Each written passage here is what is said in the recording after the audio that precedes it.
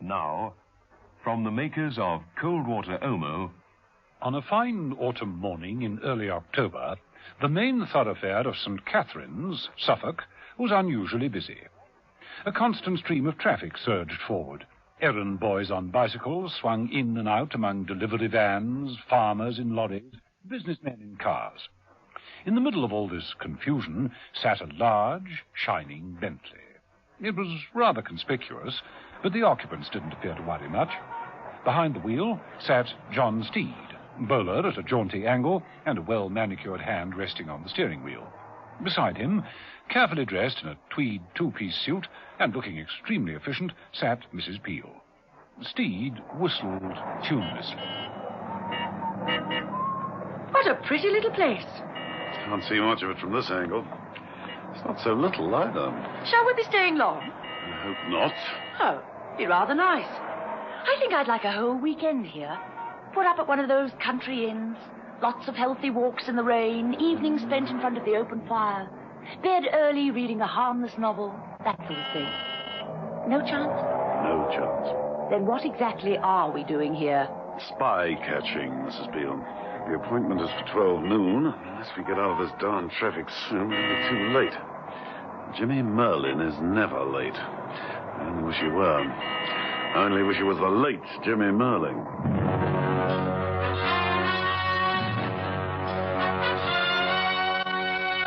The Avengers. John Steed and Emma Peel, The Avengers.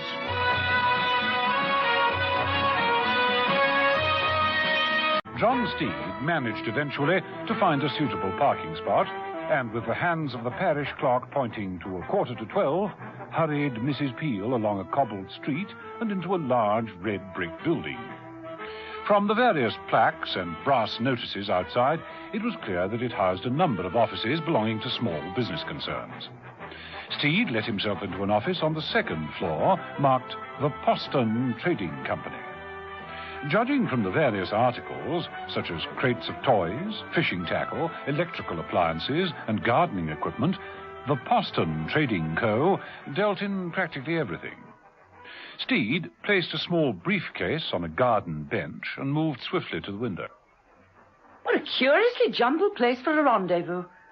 No one else is likely to look for us here. It's neutral ground. It's no ground at all. Not much carpet either. What makes you think that this Jimmy Merlin will turn up? Why are you so sure? Money. Jimmy Merlin would sell his own aged grandmother if the price were right. Well, if she's that old, I shouldn't think he'd get many offers. He'll come. I've baited the trap well enough. Speaking of bait... Mrs. Peel removed a large fishing rod with villainous-looking hooks from an easy chair and collapsed into it. Jimmy Merlin worked for us once, didn't he? Us, them, they, practically anyone you can name. Whoever's willing to pay his price. A double agent? Multi-quadruple would be more accurate. The artiste superior of the double cross. But this time we've got him. I've waited so long for this meeting, I've got him at last. If he shows up. He's showing up. Steed looked from the window down into the street. Walking on the pavement on the opposite side was a tall, athletic figure, immaculately dressed in a country suit and a green felt hat and walking stick. Without a glance upwards, he crossed at the traffic lights and made his way towards the building. Jimmy Merlin, all right. Steed left the window and moved swiftly to the bench where he'd placed his briefcase. Opening it, he removed a revolver and hastily checked it. Firearms? That's not like you, Steed. Most unusual. Well, this is a very unusual case. One doesn't take chances with Merlin. Not one. He's as devious, tricky, and cunning as anyone you'll ever meet. And dangerous. Deadly dangerous. Any particular part that I should play? Just play it cool and watch him all the time. Don't underestimate him as a killer, and don't be taken in by his particular brand of charm. Shh. This must be him now. Who's he expecting to meet? One of them. To do a deal? That's right. What kind of a deal? The footsteps stopped outside the door. The silhouette of a man appeared against the opaque glass panel. There was a pause and a knock. No, not a move. The knock was repeated, and then the silhouette moved away. He's going away. From a cash transaction? Never. Shh, look out. The door crashed open. Merlin hurtled into the room. Steed leapt forward and grabbed him round the neck. Mrs. Peel grasped Merlin's right hand and held on to what she thought was a gun. I told you he was tricky. You're going to be disappointed, you know. Mrs. Peel found herself holding a pipe. She closed the door. You don't look the smoking type. Hello, Steed. Hardly expected to see you here. Hello, Merlin. I know what you were expecting, Merlin. See, I arranged the whole thing. Wow. Did you now? Efficient, and I think you mentioned the word tricky. Well, it has a nice element of surprise. I particularly admire your choice of partner. Fast and quite lovely. Remarkably so. How do you do? Jimmy Merlin is the name. How do you do? Steed didn't exaggerate about you. Oh, please, don't believe everything you hear. About your brand of charm, I mean. Forewarned is forearmed, Miss... Mrs. Ah, what a pity. But nowadays, I understand that doesn't matter all that much. Well, Steed, what now? I refuse to believe that you're not carrying a gun, Merlin, and so... With a swift series of movements, Steed frisked the man and found... 2 guns. 2-gun Merlin, eh? Yes. Was brought up on old-fashioned westerns. Care to shoot it out in the main street, Steed? Too much traffic. I see. Well, you now have the whole armory. What next? I'm taking you in, Merlin. And where you're going to stay for a long, long time. Oh, come now, Steed. On what basis can you possibly... On the basis that you broke into a secret establishment and stole a capsule containing a newly developed sleeping gas. A knockout gas of extraordinary proportions. You've got the test samples. Where's your evidence? You came here expecting to sell that gas capsule. So I imagine you've brought the evidence with you. Do you mind putting your hands up? Thank you, Mrs. Peel. Mrs. Peel moved in on Merlin and began searching his pockets. Nothing so far.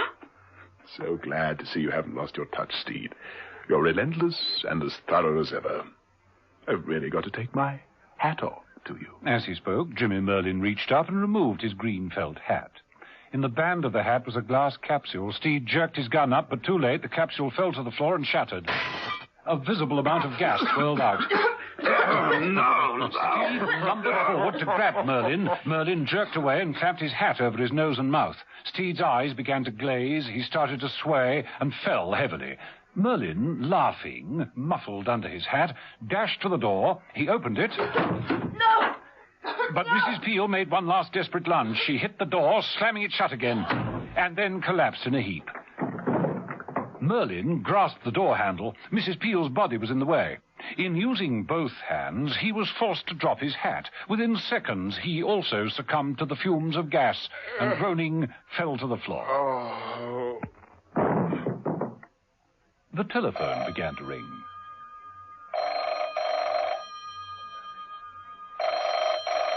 But no one was awake to answer it.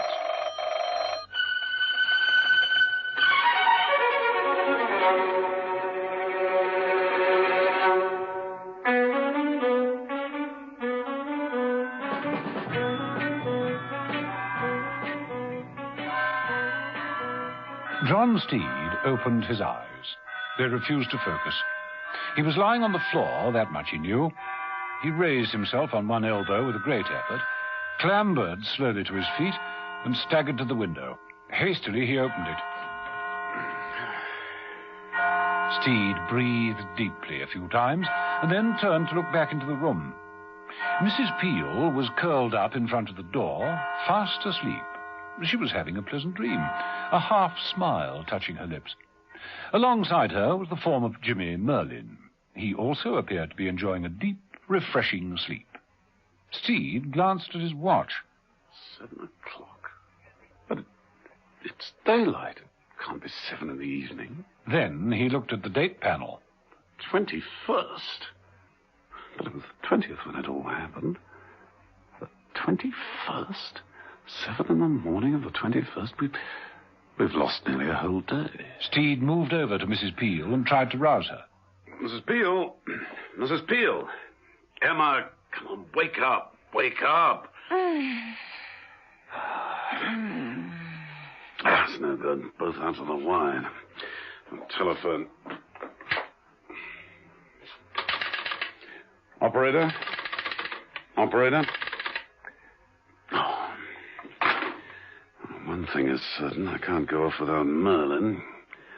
Now, let's see. Steed opened his briefcase and removed a pair of handcuffs. He quickly snapped one round Merlin's wrist and the other round his own. Then he proceeded to slap Merlin's face until there was a vague, sleepy response. Was it? Merlin, we're going to take a little ride. Right. You and I. Don't want to ride. Want to sleep. Just a short trip, you and me. I've got you, and you aren't going to get away, so no more tricks. Sleepy. Well, sleep. You will, just as soon as I've got you tucked up in a nice, cozy little cell. All by yourself. Now, come on. With a superhuman effort, Steed managed to drag Merlin to his feet and out of the door. They both stumbled down the flights of stairs and out into the roadway. The street was deserted, but Steed literally had his hands full. He hardly noticed. At length, they got to Steed's car. Now, come on. Come on, here we are. What the devil's all this about, Steve? Where are we going? I told you. Surely you haven't forgotten already. Yeah, still half asleep. Oh, yes, the capsule, I remember. Well, just relax. If you're at all interested, you've slept since noon yesterday, and it's now 7 o'clock the next morning. Right, here. Get in and shift over to the far seat. Right. Aye. See, we're joined together in something other than matrimony. These handcuffs really necessary, Steve? In my opinion, yes.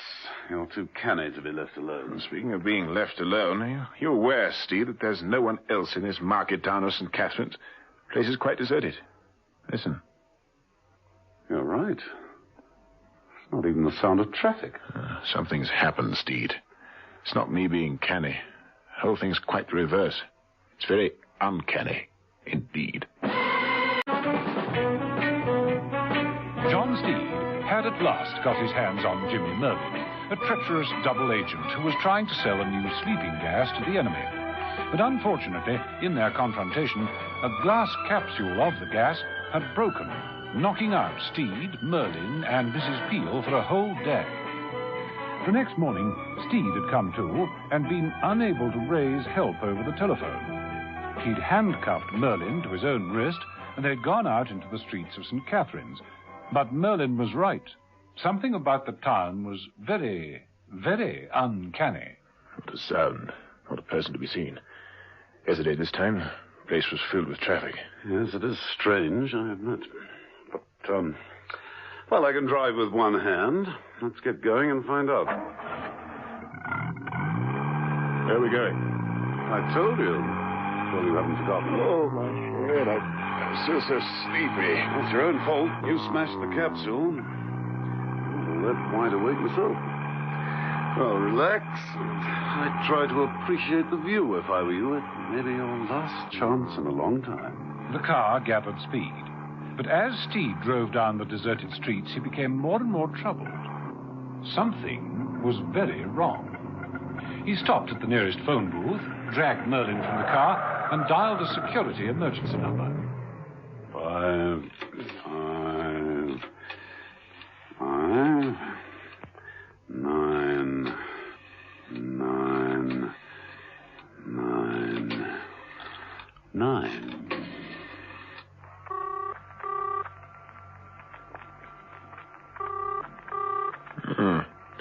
Not even anyone awake at security, huh? Might have guessed that you'd know the number. Never had occasion to use it, of course. Oh, just can't raise outside help at all, can you, Steed, old boy? I'll manage somehow. Not doing so good so far, if I may be allowed an observation. Come on, Merlin. I have no option. But yet again, I say, where to?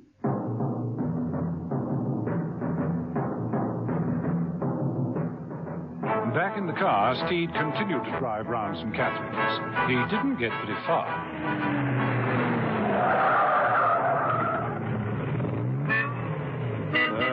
Never get through there. That truck's right across the road. Strange. Both driver and passenger doors are hanging wide open. There's still no one about. There's got to be. I'm trying to wait the bed. Well, come on. We'll walk, then. Steed forced Merlin out of the car, and together they both examined the deserted truck.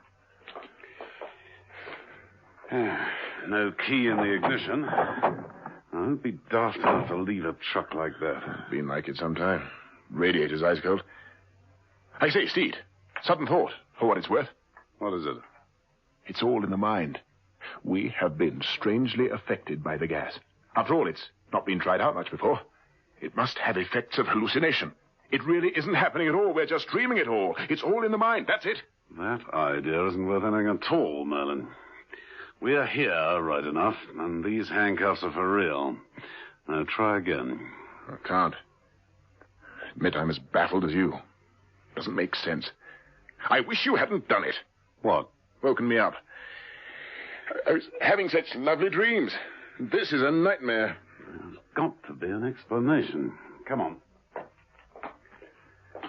I say, I suppose there's no chance of doing it, do you? I don't think so. Let's face it, Steed. This thing's greater than both of us.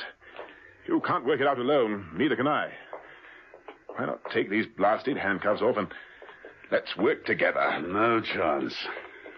Not if it's really worth your while. Keep talking and walking. 20,000. Swiss bank. No names, no strings. No deal. 30,000. Pounds? Yes, pounds sterling. Oh, sorry, old chap, I only deal in guineas. Look, on the pavement. A boy's bicycle overturned. Kitty's toys all flung down as though there were a sudden panic. What could have disturbed them in their play? I could throw in a yacht. I got one. Come on. My private plane, perhaps? No use for it. String of Arab ponies, then? I don't like them.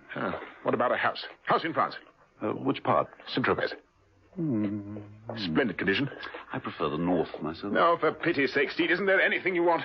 Yes, there is. There's something I want very much. What? You behind bars. Now, come on, step up.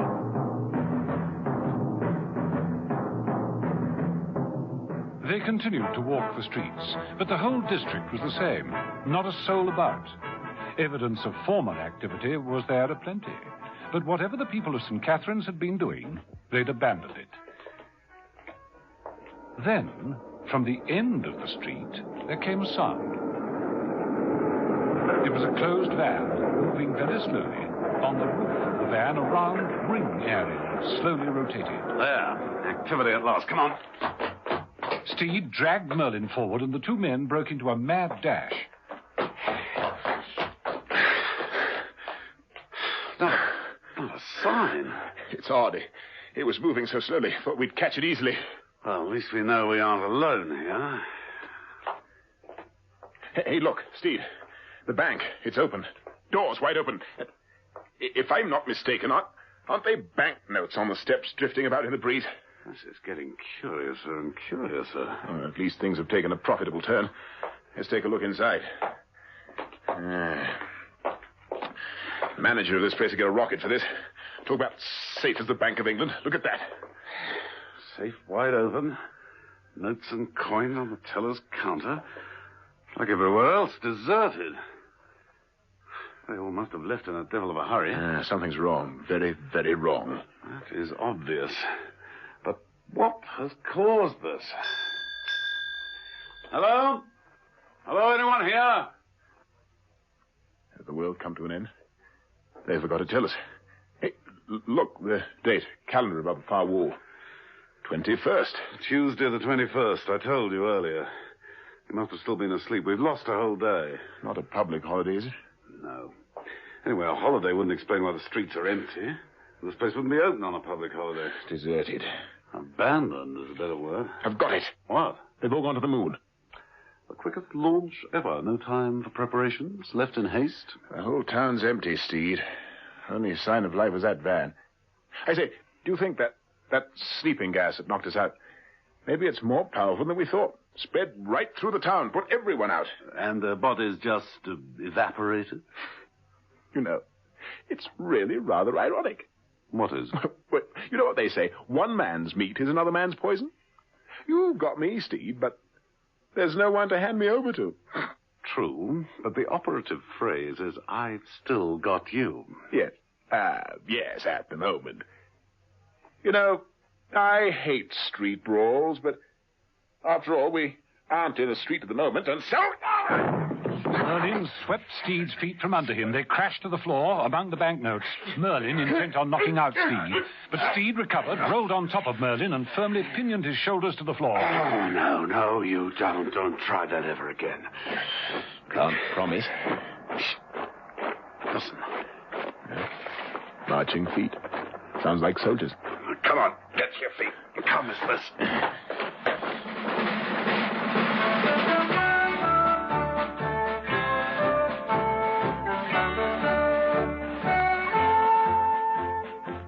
Out in the street ahead of the marching men, a small, bespectacled, middle-aged man was running for dear life. No. The man was John Cartney, and he was being hunted. Hurriedly, he found an alleyway that led to a garage. He stopped, panting, and tugged at the door. It opened. Cartney rushed in and slammed it to. He stood there, a trembling, sweating, terrified creature. Then there was a sudden noise. What? Stay where you are and die like a man. No. Please, no. Fine, Marty.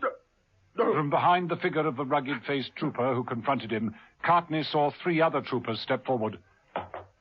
No, please. I can explain everything. You're mistaken. Take aim. No. Fire!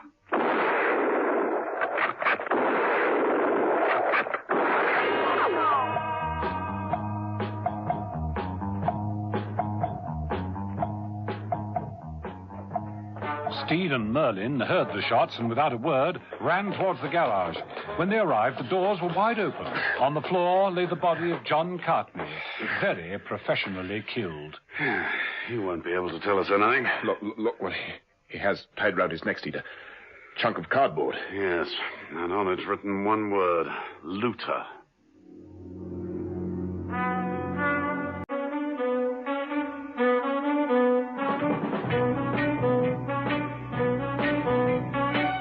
The effects of the sleeping gas wore off as the morning wore on. But John Steed still couldn't make sense of what was happening in the market town of St. Catherine's. He'd found the whole place quite deserted, apart from the sounds of marching feet and one elusive radio van. In fact, the first person he and Jimmy Merlin saw that day was a dead man. Shot for looting. Doesn't make sense. Nothing does this morning. Mind you, I was sorely tempted back there in the bank. That the reason you tried to jump me and get away, Merlin? The sight of that open safe? Not really, Steed. I play for far bigger stakes than can be held in a town bank. You're not going to be playing for any kind of stakes in future. You're going inside a well-guarded jail if it's the last thing I do. Careful, old boy. It could turn out that way. Don't try anything. I wish I could think of something to try. But back to the subject in hand. What about him, the dead man? Well, let's examine the body. Why is it so important to find out who he is? You'll never know. Want to send flowers to his widow or something? Just shut up and cooperate for once. Come on, let's go through his pockets. Steed and Merlin knelt by the body and carefully searched its clothing. Steed found a wallet.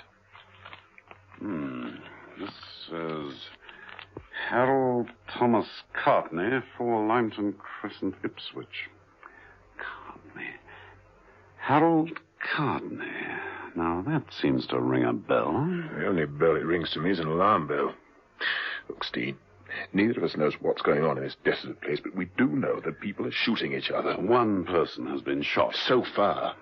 But when people start shooting at each other, that's when Mrs. Merlin's youngest son, Jimmy, starts getting out. All in good time. I want to find out why it's all going on. Does it matter why? I think it matters very much indeed. Well, nothing more to be found out from Mr. Harold Thomas Cartney. Come on, let's go. Now, that's better. Back to your car, turn it round, and head on back to London. If there's no one there, I'll know I've gone mad. Not back to London. Steve, you obviously like dicing with death more than I do. Now, let's be sensible. Either we make a complete break and get back and away from all this, or we sit tight in this garage until the whole wretched business sorts itself out. We are not running away. Well, then let's stay here. It'll be safer to sit tight here and... I agree. It would be infinitely safer. Well, then. But we are leaving right now. But why? Where to, Steve? Emma Peel. Do you remember Mrs. Peel? You said that you particularly admired my choice of partner. Now, the lovely creature you turned your oily charms upon before you busted that capsule that knocked us all out. Ah, yes. Mrs. Peel. Presumably she's still sleeping it off. Presumably. But when she wakes, she's going to be alone and very, very vulnerable. So no more talk. Come on.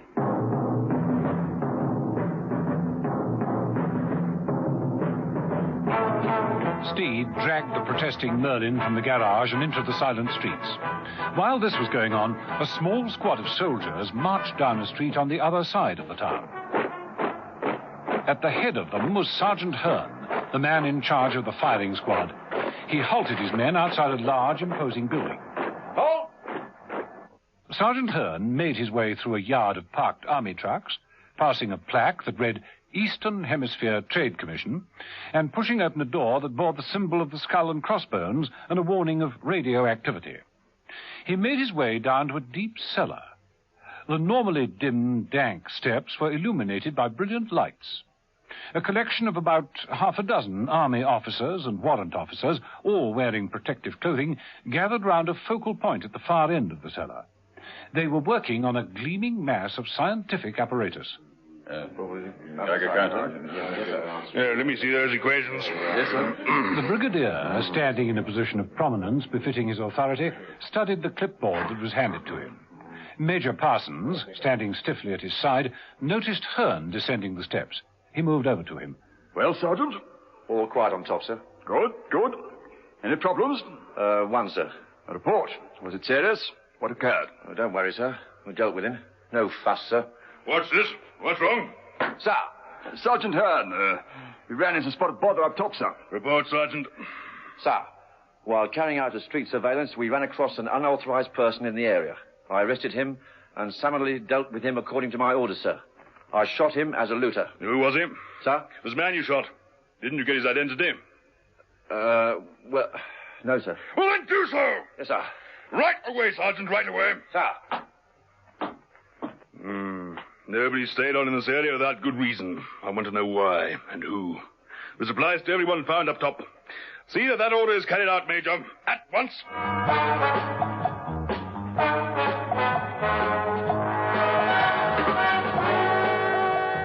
Some while after that, Steed and Jimmy Merlin were cautiously making their way back to the Poston Trading Company, where they hoped to find Mrs. Peel still sleeping.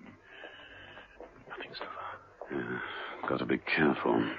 You know, Steve, this is darn ridiculous. What are we doing, snooping about like a couple of Boy Scouts on tracking practice? Being prepared isn't a bad motto in these circumstances. I wonder who this can be. It was Sergeant Hearn on his way back to the garage. Quick, up the steps into the bank. Steed and Merlin scuttled up the steps of the bank they had previously visited. Inside, they made their way to the rear door. Too bad. It was locked. We've got to get out of here. Too bad. Too late. Hold it!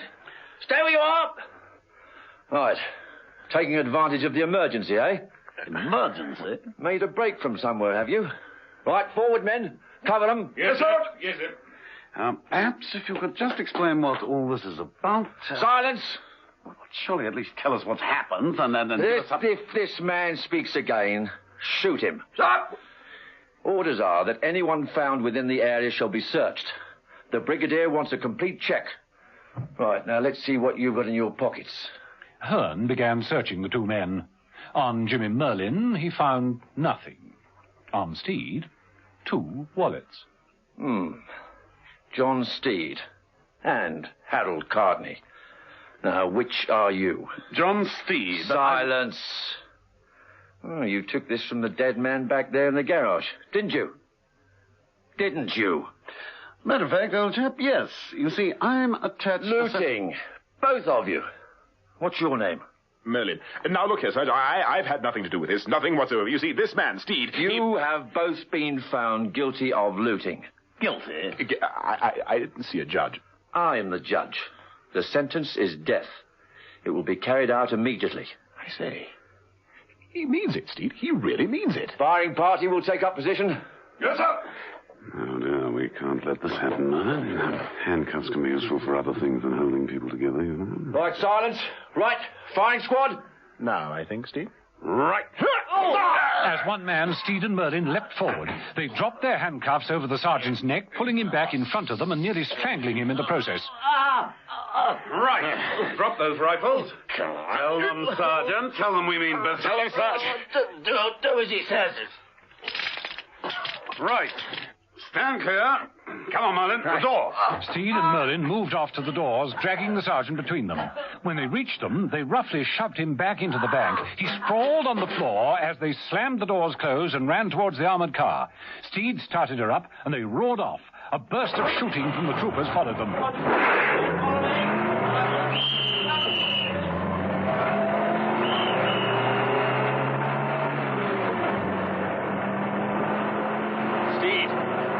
For pity's sake, let's get out of here. We can make it easily enough. Those men were trying to kill us. But they didn't. I don't find that encouraging. Well, Steve, let me off the hook.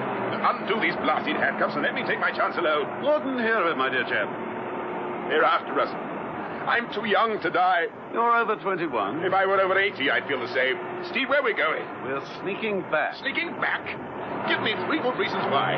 1, Mrs. Peel is still there. 2, I want to know what's going on. I said 3 reasons. The third one? A terribly obstinate man. How's that? It's not good enough. They were the British Army. The sergeant and that firing squad. They were the British Army. And he mentioned a state of emergency. Houses empty, cars abandoned, martial law, it all fits. Now, I'm not moving out of St. Catherine's until I find out what sort of emergency. You got that? Understand? If they don't kill me, you will, with careless driving. I promised Mother if I ever get out of this alive, I'm going straight. And that's a promise I've never made before.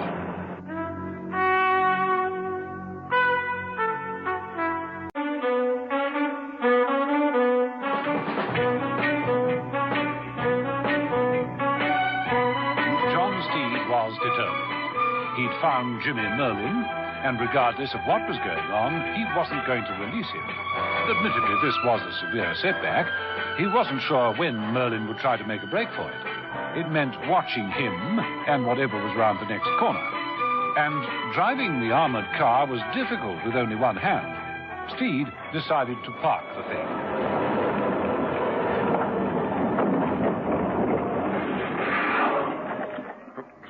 What's the idea? I'd hoped you were going to get us out of here. I've told you. I'm not leaving Mrs. Peel. Be realistic, Merlin. If this whole town is under martial law, they'll have barriers up on all the roads out of it. I suppose that's true. But look, Steed, I'm your prisoner, right? Right. And I'm your responsibility, right? Right. Then you're supposed to take care of me, right? Wrong. But the rules say... There are no rules in this business, Merlin. You should know that.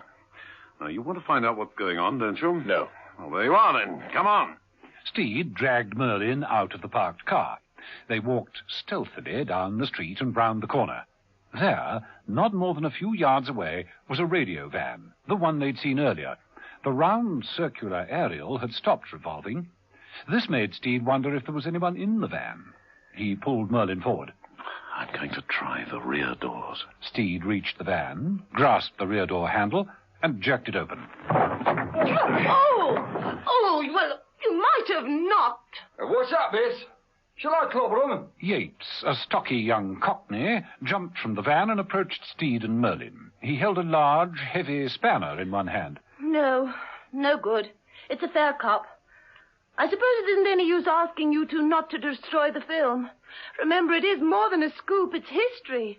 Confiscate it if you want. Lock it away, but please don't destroy it. After all, I could put this in... The girl stopped. She noticed the handcuffs that linked Steed and Merlin together. What on earth's going on here? I wish someone would tell us. You mean you honestly don't know? No idea. You know, Yates, I think they're telling the truth. But it's fantastic. It's not that fantastic. We've been knocked out for nearly 24 hours. Whatever has happened here at St. Catherine's happened then. And we missed it. Well, it's still incredible that you don't know. The whole world knows. I do hate to think that the whole world has me at a disadvantage. I won't tell you what's happened. I can do better than that. I can show it to you. climb into the van. No. It's all right. This is no trickery. I'm on the level. All right. Come on, Merlin. It was tiny and cramped inside the van. Yates moved to a TV monitor at the far end and began flicking switches. I'm Jenny Thurston, by the way. Television News. We came in to cover the event, and then when everyone was ordered out of the area... We stayed on. Against orders, of course. We've been sneaking around the streets, picking up what shots we can. OK, miss. Ready for the playback. Switch it on. Right. This is the newscast you would have seen if you hadn't been asleep all day yesterday. This is Jenny Thurston. I'm standing here in the heart of St. Catherine's. Cars are still pouring out of the town in their thousands.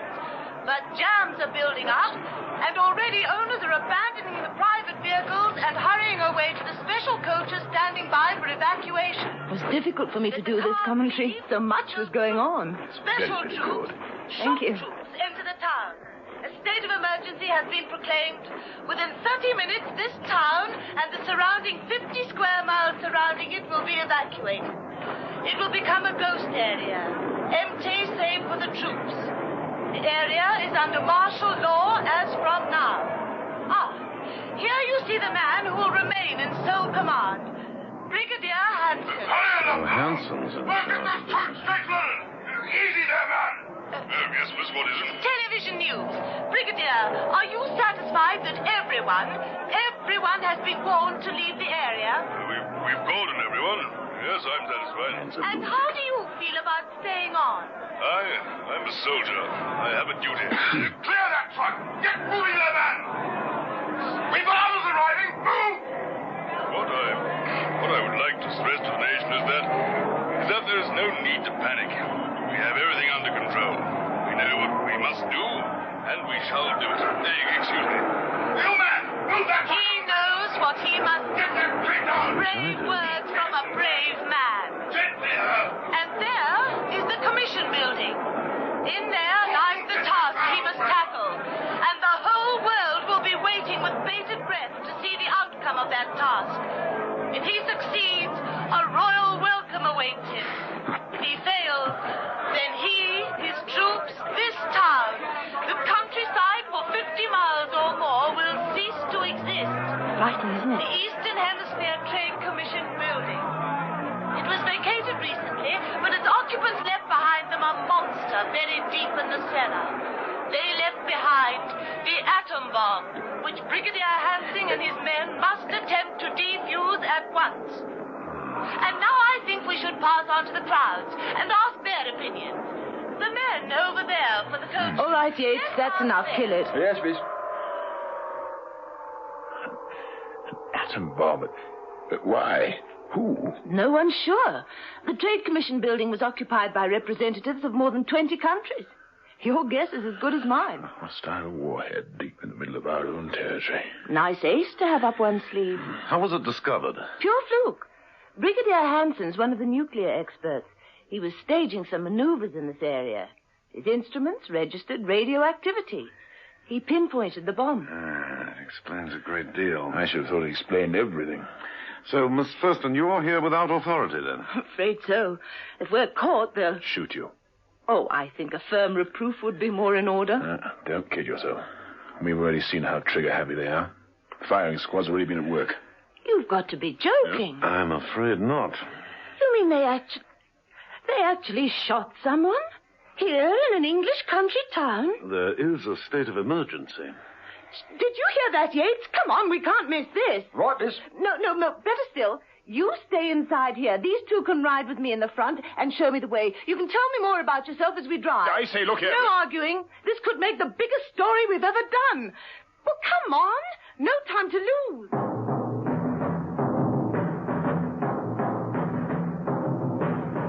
Jenny Thurston handled the vehicle with professional skill. She drove fast but well, following Steed's vague instructions, and at the same time listening to him explain why he was still handcuffed to Jimmy Merlin. And so, I can't let this man go. You understand? Sounds unbelievable to me.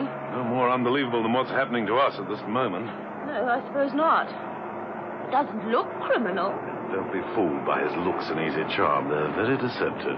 I say, I wish to the devil you wouldn't keep discussing me as though I wasn't here. It's very embarrassing. I've only said nice things. So far. All the same, it's embarrassing. I notice you haven't asked to hear my side of things. You haven't got a side of things. Anything you tell Jenny will be calculated to foul up her tasks. Forget him, Jenny. Oh, I won't do that. Thank you. But I will be careful. It's round this corner, isn't it? Bad as steer at the wheel. Well, you've got to put up with it. You can't get out and walk. Hey, look, up ahead. Soldier. Looks like a major.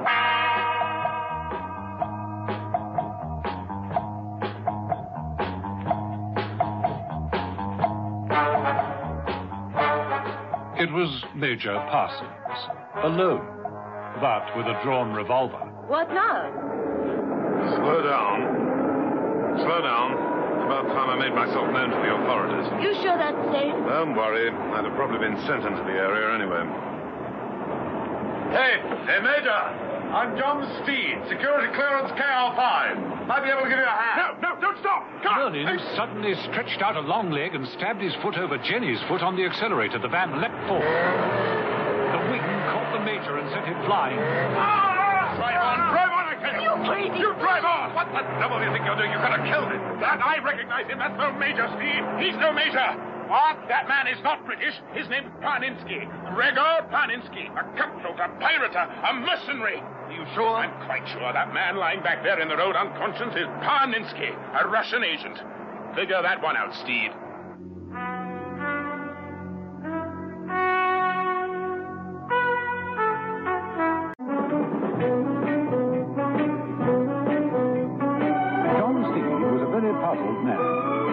Knew that the reason the town of St. Catherine's was deserted was because Brigadier Hanson's men had discovered that an atom bomb was concealed beneath the Trade Commission building. Once the bomb had been located in the dank, empty cellar, martial law had been proclaimed. Platoons of nuclear shock troops had been rushed to the area to help dismantle the bomb. Steed had been told all this by Jenny Thurston, a television news commentator who dared to stay on after the district had been evacuated. Jenny showed Steed and Merlin films of what had happened while they'd both been asleep. Steed, on his way back to Mrs. Peel in the TV van, thought he could give the troops a hand. That's why he had hailed the Major. But Jimmy Merlin thought otherwise. Merlin, are you sure of this? I'm quite sure. You swerved the van. You might have killed him. Many people have tried. He's a cat. He has more lives than most. Well, come, let's go and find out. Stay here with the 8, Jenny. We shan't be very long. Come on, Merlin. Steed and Merlin clambered out of the van and walked hurriedly back to the unconscious form that lay near the car park. All right, let's turn him over. There. There's no doubt about it, Steve. That's Parninsky. Now, let's search him. He may have identification. Look, I don't care what cover he's got. I know this man. Says here, Major Parsons, British Army. It's all the correct papers. Well, of course they're correct. He wouldn't be walking about this place with foreign papers on, would he? I tell you, it's him, Steve. It's Gregor Parninsky, and he's a foreign agent. I haven't got proof of that. You have my word. As a double agent yourself, that doesn't count for very much. Don't be a fool, Steve. It's because of my checkered past that I know all these people. Don't you see that? And in any case, why should I lie to you? You are trickier than any wagon load of monkeys I've ever encountered. The sooner I contact the authorities and the sooner you're put away, the happier I'll be. All right, have it your own way. I give up. What's happened? Is this the man you thought it was, Jimmy? Yes, Tim, all right. But Steve doesn't believe me because he's in uniform with the correct papers. But it's Parninsky, all right. Is this possible? Of course it's possible. Look, infiltrate, pose as an army officer. Any skilled agent who knew his business could do it blindfold. It is possible, I admit. But if it's true... Then he may not be the only one. Well... Answer her, Steed. Tell her all about the firing squad. That's what's really been bothering you, hasn't it? You mean the shooting of that man? Yes. Steed doesn't believe that this country's got to that state, no matter what the emergency. Isn't that so, Steed? Well, this is worrying, I agree. A man was murdered, executed, shot, butchered in cold blood without a trial. Do you really think the British Army is now empowered to carry out such forms of shooting? Is this type of rough justice allowed? Well, Steed? I admit that it doesn't fit in with all the other things I've been told. It doesn't make sense to murder a man in cold blood without trial. Why didn't they just arrest him, ship him out of here as a criminal. Someone may have taken the law into their own hands. That sergeant who had a go at her? Well, one thing is certain. We ought to let Brigadier Hanson know. If he has any more soldiers like that on his staff... And any more majors who are suspected agents. Oh, you do what you like. I think we should just get out of here. We can't run out. Can we, Steve? I thought the situation was suddenly becoming simple and straightforward. No. Right, we'll go to Hanson. What? Steve, every street is blocked off for patrol. We'd never get near that building. We'd be taken prisoners and dealt with like that fellow Courtney. We'll just have to keep our fingers crossed and hope we're lucky. Lucky? Believe me, I'm just as confused as you are. But one thing I know. This is not going to be solved by luck. No, sir. The three of them left the Major where he was and bundled back into the van. Yates, inside, demanded to know what was going on, but it was all too complicated to explain. Jenny started the engine and skillfully backed the van. I think there's a side road behind the church. If I take that, I can double back and approach the commission building from the other side. That should give us a better chance. Just a minute, Jenny. I'd like to go to Barchester Street first. Barchester Street? Where's that? On the other side of town. What?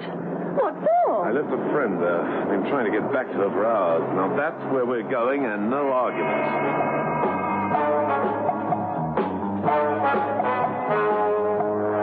But Steve was a little late in this decision, for Sergeant Hearn and his troopers had been scouring the near neighborhood, searching for them.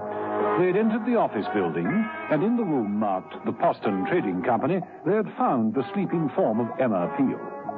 Sergeant Hearn looked down at her. Well, what do you know? All right, men, relax. The sergeant dropped down upon one knee and felt Mrs. Peel's pulse. Then he straightened up and moved to the table upon which lay Steve's briefcase. He snapped it open. He took from the case several papers and scrutinized them. John Steed, the name of the joker who clobbered me. All right, men, stay out of sight. I have reason to think someone will be coming back to pick this woman up. After all, you can't blame them. I can only hope that Mr. John Steed gets here very soon. Steed, Jimmy Merlin, Jenny, and Yates were actually on their way when... Hold it. Look there, down that side road. Army trucks, quite a lot of them. Stop. Don't go looking for trouble, Steve. We've got enough as it is. Stop. I want to take a look at that lot. Might tell us something. Jenny stayed at the wheel. Yates poked his head out of the back of the van, and they both watched as Steed and Merlin walked towards the army trucks. There was no one about. Jenny saw Steed jerk up the canvas drop that concealed the inside of the first truck and look inside. She saw him look swiftly at Merlin, and they moved to the next one. After completing the line, they hurried back. Well, what is it? What's happened? How many men were sent in here for the emergency, Jenny? 4 platoons. 4 platoons of nuclear shock troops? That's right. The best. What is it? What did you find over there? 4 platoons of nuclear shock troops. All drugged, all unconscious. What? But if they're there, then... Then who is out at the commission building? Who is handling that atom bomb?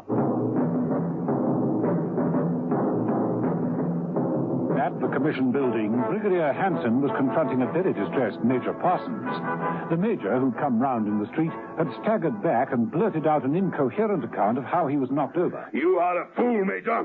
Yes, sir. More than that, you are a dangerous fool. Your incompetence could jeopardize the whole operation here. Yes, sir. If these people were to contact the outside world... No, they can't do that, sir. The phones are out of action, and we're jamming all radio signals. It seems to me that they might just walk out of the area. After all, it appears they can walk the streets with complete impunity. I was taken by surprise, sir. The van... Don't offer me excuses! When your people approached me, they promised me professionals, Major, professionals. Instead, I'm surrounded by rank amateurs. I want these people found, and I want them found immediately. That is an order.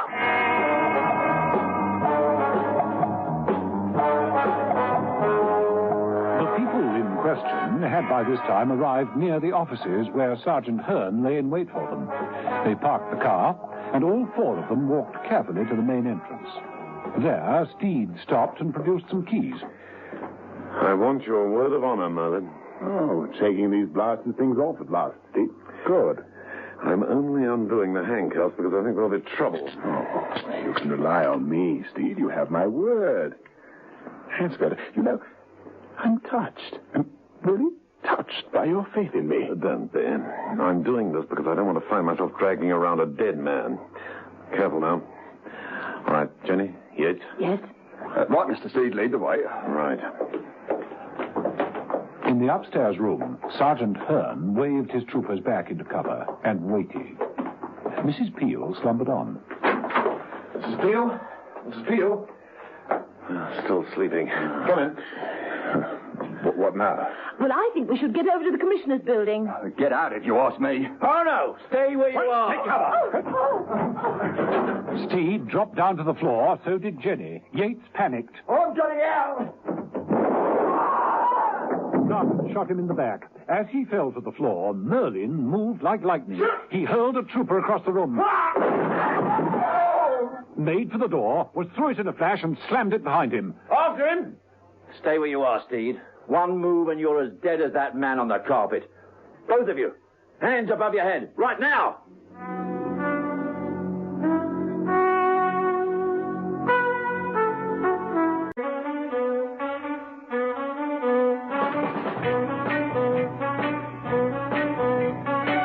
John Steed, Jimmy Merlin, Jenny Thurston, and her driver Yates fell neatly into the trap Sergeant Hearn had set for them. They'd returned to the offices of the Boston Trading Company to find Mrs. Peel. Mrs. Peel was still there, all right, and still fast asleep. But Hearn and his men were there, too. Hearn had shot Yates as he was attempting a getaway, but Jimmy Merlin was luckier and made his escape among a flurry of gunshots. Hearn's men had given chase, firing blindly, but Merlin had a good start and dodged in and out of alleyways, heading for the car park.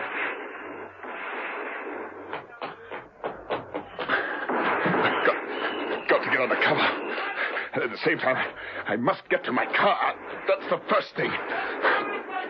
Not much further now. Merlin doubled back, tore down a side road, and into the car park. Once there, it was easy to conceal himself and wriggle his way to where his own car stood. He froze as voices approached. He went this way, headed into the car park. I don't think so. He went around the back, over there. Merlin dropped to the ground and squeezed himself under his car. He saw army boots approach, heard voices, foreign voices. We must not fail. If we do, it will not go well with us. He could have made for the outer entrance and the exit over there. Merlin waited until the footsteps had died away, and then scrambled from under the car, unlocked the door, and sank with a sigh of relief into the driver's seat. He inserted the key in the ignition, and then a thoughtful look came over his face. He reached back under the seat and withdrew a small suitcase marked J. Merlin. He opened it, peered inside, seemed pleased with what he saw, closed the case, and then made a decision. With a broad smile, he opened the car door and, carrying the case, weaved his way silently amongst the cars, heading back the way he'd come, back to the Boston Trading Company.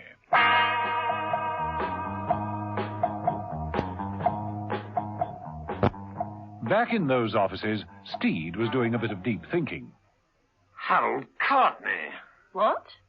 What's that, Steve? What are you talking about, Steed? No, keep your hands up. The man you shot, Harold Courtney. I thought I knew the name. He was a member of the Nuclear Fission Committee, atom bomb expert. Now, why should he stay on in the area? Curiosity? That, or he sensed something was wrong. The area cleared and fake troops move in. But what about the team who are dismantling the bomb? Dismantling it? Are they? You cotton on fast, Steed. We're not taking the bomb apart. We're putting it together. What? You're building a bomb? It makes a sort of twisted sense, doesn't it, Jenny? The area is declared clear, everyone moves back in, and then... Then the government pays up. We make our demand, pay up, or else.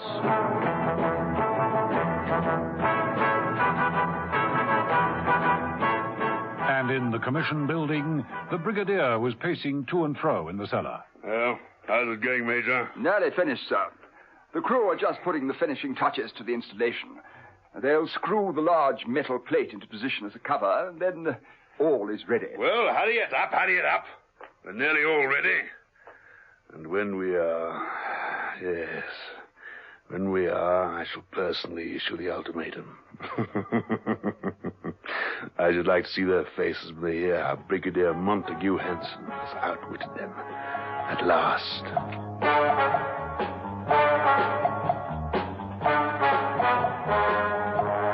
Jenny Thurston had never been in such a frightening position, but she refused to be cowed by the burly sergeant who had a gun pointed at her and John Steed.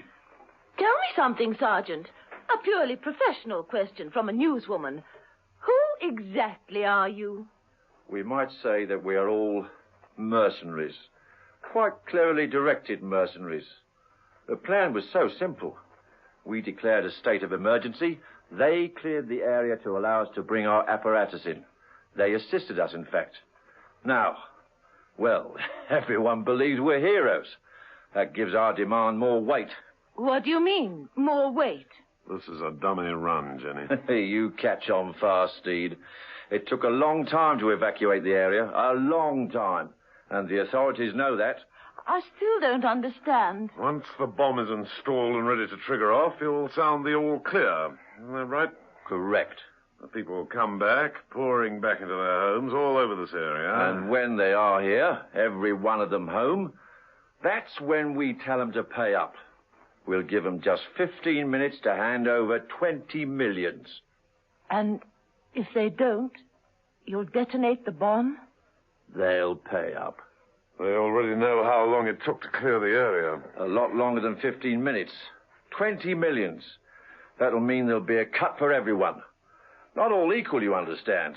The Brigadier will get the lion's share. The Brigadier? A man of his standing involved in a thing like this? Why? Why and how? Pique. Anyway, that's what the other chaps say. Pique. Bitterness. Anger. He's been told he's going to be replaced, made redundant, by a computer. A machine. It's a lot for a man of his experience to swallow. Kicked out of the service to make room for a machine. Of course, the money's a big incentive, too. But it's the machine bit that really gets him. Oh, well, I think we've waited long enough. Come on your feet. We'll find them. I do wish you'd make up your mind. I have. I don't suppose you've got any preference where your execution takes place? Why don't you get it over with? Outside, then. Quickly. Come along there. At that moment, several things happened at once. Steed stepped between Hearn and Jenny. Mrs. Peel woke up at last, and the door opened. What's going on? Stay where you are. No. What the devil? Mrs. Peel, wide awake in a second, took in the situation at a glance, shot forward, collared Hearn, and threw him across the room just as Jimmy Merlin appeared in the doorway with another gas capsule. Steed's warning came too late. The capsule spun out of Merlin's hand and broke on the floor, right under Mrs. Peel's nose. Mrs. Peel gave a smile of triumph, appealed to Steed for approval, and never reached the end of the sentence. How is that, Steed? Did I help you out of a little... Quick, get out. Get out of here. Out, Jenny. Merlin, out. Sorry, Steed. I thought I was doing the right thing. I thought I'd seen the last of you. I couldn't do that. Bad for business. You might have split it around that I was unreliable. Besides, it seemed a shame not to put those capsules to good use. You had more than one. You were intent on selling the exclusive rights to as many people as possible. You know me, Steed. Cautious. Do you blame me? You got more in there? Oh, yes, but... Hey, yeah. I'm confiscating them. Jenny, you stay here. Keep an eye on this room and don't go in, for heaven's sake. Guard it here. Right. Where are you off to? The commission building. Oh, now, look here, Steed. Look, I've done my Boy Scout bit. Come on, Merlin. You gave me your word. Oh, that's before I knew you were intent on murder. My murder. I need you, Merlin. I'm depending on you. But you know me. I'm probably the most undependable person in the Western Hemisphere. You came back. I told you why. You didn't want me to spread rumors about you. I couldn't have done that if I were dead. So you saved my life for what? You're trying to blind me with semantics. All right, point me towards the jaws of death. Let's get going.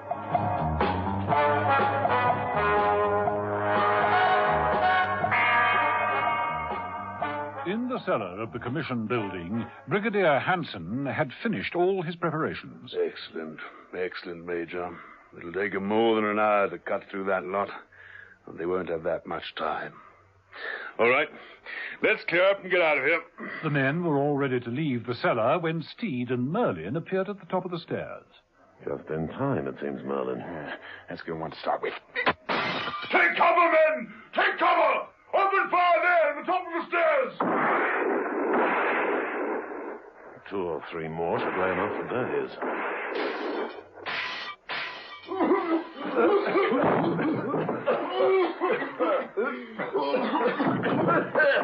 Cover your face, Steve. There's enough gas down here to knock out. Sit fast in. Right. Hey, listen.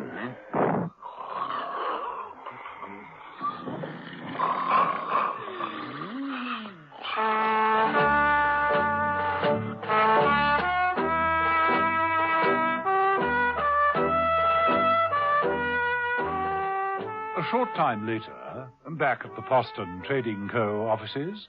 Well, what happened, Steve? Unless our friends walk in their sleep, it's all over, Jenny. I've got to get back with this story. Anyone coming with me? I suppose you'd better get out my handcuffs again, Steve. Jimmy, if I don't, will you promise me to stay out of trouble? You have my word as an honest man. Thanks, Steed. I won't forget this. Thanks a lot. Come on, Jenny. Let's get to know each other a little better. Bye, Steve. Bye, Steve. Goodbye? Oh, no. Au revoir. Mrs. Peel? Mrs. Peel? Ooh. Oh. I feel as though I've slept for a week. Hello, Steve. Anything exciting happening yet? No. All peaceful. Come on, let's get out of here.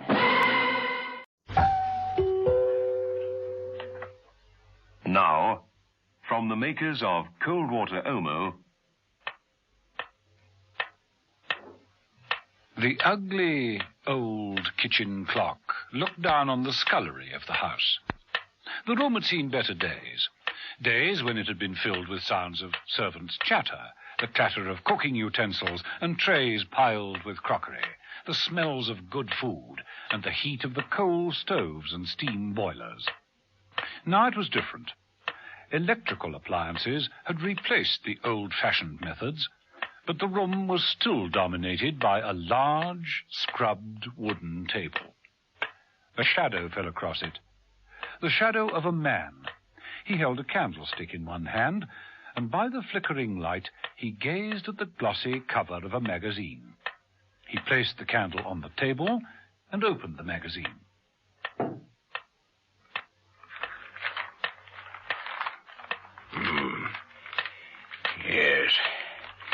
Yes, it's here somewhere. The man stopped at an article in the magazine and read, Better Bridge with Applied Mathematics by Mrs. Emma Peel. There, sure enough, was a photograph of Mrs. Peel. A very lush, full-page colour reproduction. It was an attractive pose, and from the dimpled smile and twinkling eyes, it was clear that Mrs. Peel knew quite a lot more about life than how to play bridge. The man's hands lingered over the page, stroking the glossy surface of Mrs. Peel's face. Then he ripped the page from the magazine and with a pair of kitchen scissors began to cut the picture into small pieces. When the page lay in fragments on the table, the large, hairy hands reached out and began to reassemble the picture.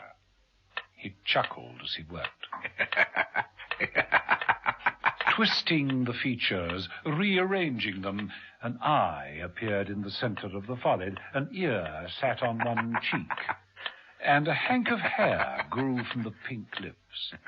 It became a monstrous, sinister, obscene jigsaw. The owner of the hairy hands clenched them until the gnarled knuckles turned white. His laughter grew wilder. He seized a kitchen knife and hacked at the pieces in a frenzy of madness.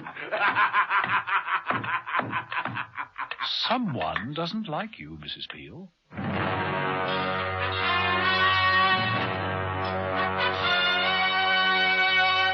Avenger.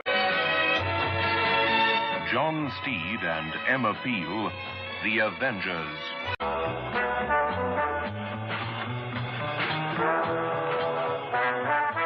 On a rather misty morning, Emma Peel drove carefully across London to John Steed's Mews apartment. She was dressed in a warm, dark red trouser suit with a gay scarf at the neck. She looked very like the recent photographs of herself that appeared in the glossy magazines. She was in a carefree mood and hummed quite cheerfully as she parked the car outside Steed's home. A few moments later, John Steed, who was upstairs, heard the front doorbell ring. Coming! Steed made his way downstairs quite quickly. Too quickly, perhaps. Halfway down the stairs, Steed tripped, lost his balance and fell heavily, dragging a few ornaments with him. He landed painfully on one ankle. It promptly gave way. Mrs. Peel, hearing the crash, tried the door. It opened. Steve? Steve, what's happened? Mrs. Peel, you are needed. What on earth have you done? Came downstairs to answer the door. Forgot it wasn't locked. I fell. Hurt my ankle. Well, let's have a look. Ooh, nasty. Yeah, painful, too. Come on, let's get you up into a chair.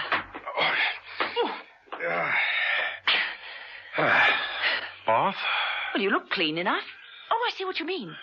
Well, I don't know about a wheelchair, but you must certainly keep off that leg for a while. There. Better? Thanks. Lucky you didn't break it. As it is, your tango may be irreparably damaged. Tango? I'm not as old hat as all that. I'm getting with it. Well, it's obvious that you got as far as the twist. This ankle's very badly sprained. What do we do about it? Get a doctor? No, get a drink. Over there, three fingers of scotch. Right. What brought you here this misty morning? Well, I was going to ask you to drive me down to Exmoor. Here, that should kill the pain a bit. Thanks. Cheers. Cheers. I suppose I shall have to take myself down there now. Exmoor? Who the devil is an Exmoor? Sir Cavalier Rausikana. He sounds like an opera. He's probably the greatest bridge player in Europe. He read my article that appeared in a magazine lately. Anyway, he wants to meet me. Oh? He's invited me down to his house for the weekend. Oh. Sir Cavalier is 75. Oh. Just the same, be careful. You know what a rejuvenating effect you have on people. I mean, look at me. I feel better already. Hardly any pain in the leg at all. Well, almost none. It's quite a privilege to meet Sir Cavalier. He hardly ever sees anyone. Well, he could have a very small fan mail. Well, if you're dead set on this jaunt, I suppose you better get going. Oh, don't let me delay you. Sure you'll be all right? Quite sure. Now, you run along and enjoy yourself. I only wish I was coming with you, but... Oh, well, it was not to be, thanks to those blasted stairs. Bye, Mrs. Peel. Goodbye, Steve.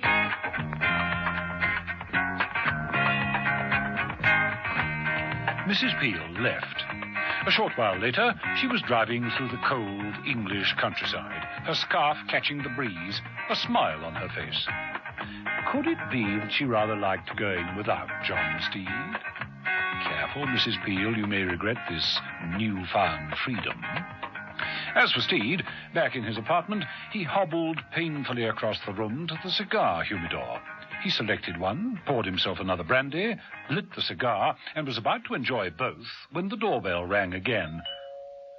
Steed limped across the room, down the small passage, and opened the door. George Fancy. Hello, Steed. Oh, come in. Nice to see you. Go ahead. I'll have to hobble up from behind. Oh, what happened? You run into counter-espionage? Tangled with the minions of a mastermind? Oh, something far more sinister. I fell down the stairs. My word, you weren't... Certainly not. But speaking of a drink, would you like one? Well, thanks. Yes, just one. You wouldn't like to help yourself, would you? Just poured myself one. Yes, of course. I hope it's not inconvenient calling like this. Oh, it's a pleasure. As you see, I'm confined to barracks at the moment. Yes. Well, actually, I only called to warn you. Cheers. Cheers. Warn me of what? Remember Max Prendergast? Remember? Impossible to forget him. He's out. Out? Prison? Broke jail 2 days ago. 2 days ago? The French authorities didn't think to tell us until they realized he's heading this way. Steed, We're pretty sure he's here, in London. Max Prendergast. You know the kind of man he is, that mad, warped sense of humor? Oh, yes, I know. Of all people, I know. Steed, will you tell Mrs. Peel? Mrs. Peel? Well, she was more involved with Prendergast than anyone. She ought to be warned, don't you think? Yes. Yes, I do. I'll tell her on Monday. She'll be tucked away quite safely in the country for the next couple of days. I'll tell her on Monday. No point in spoiling her weekend. Max Prendergast, eh? I don't like the idea of him on the loose, not one little bit.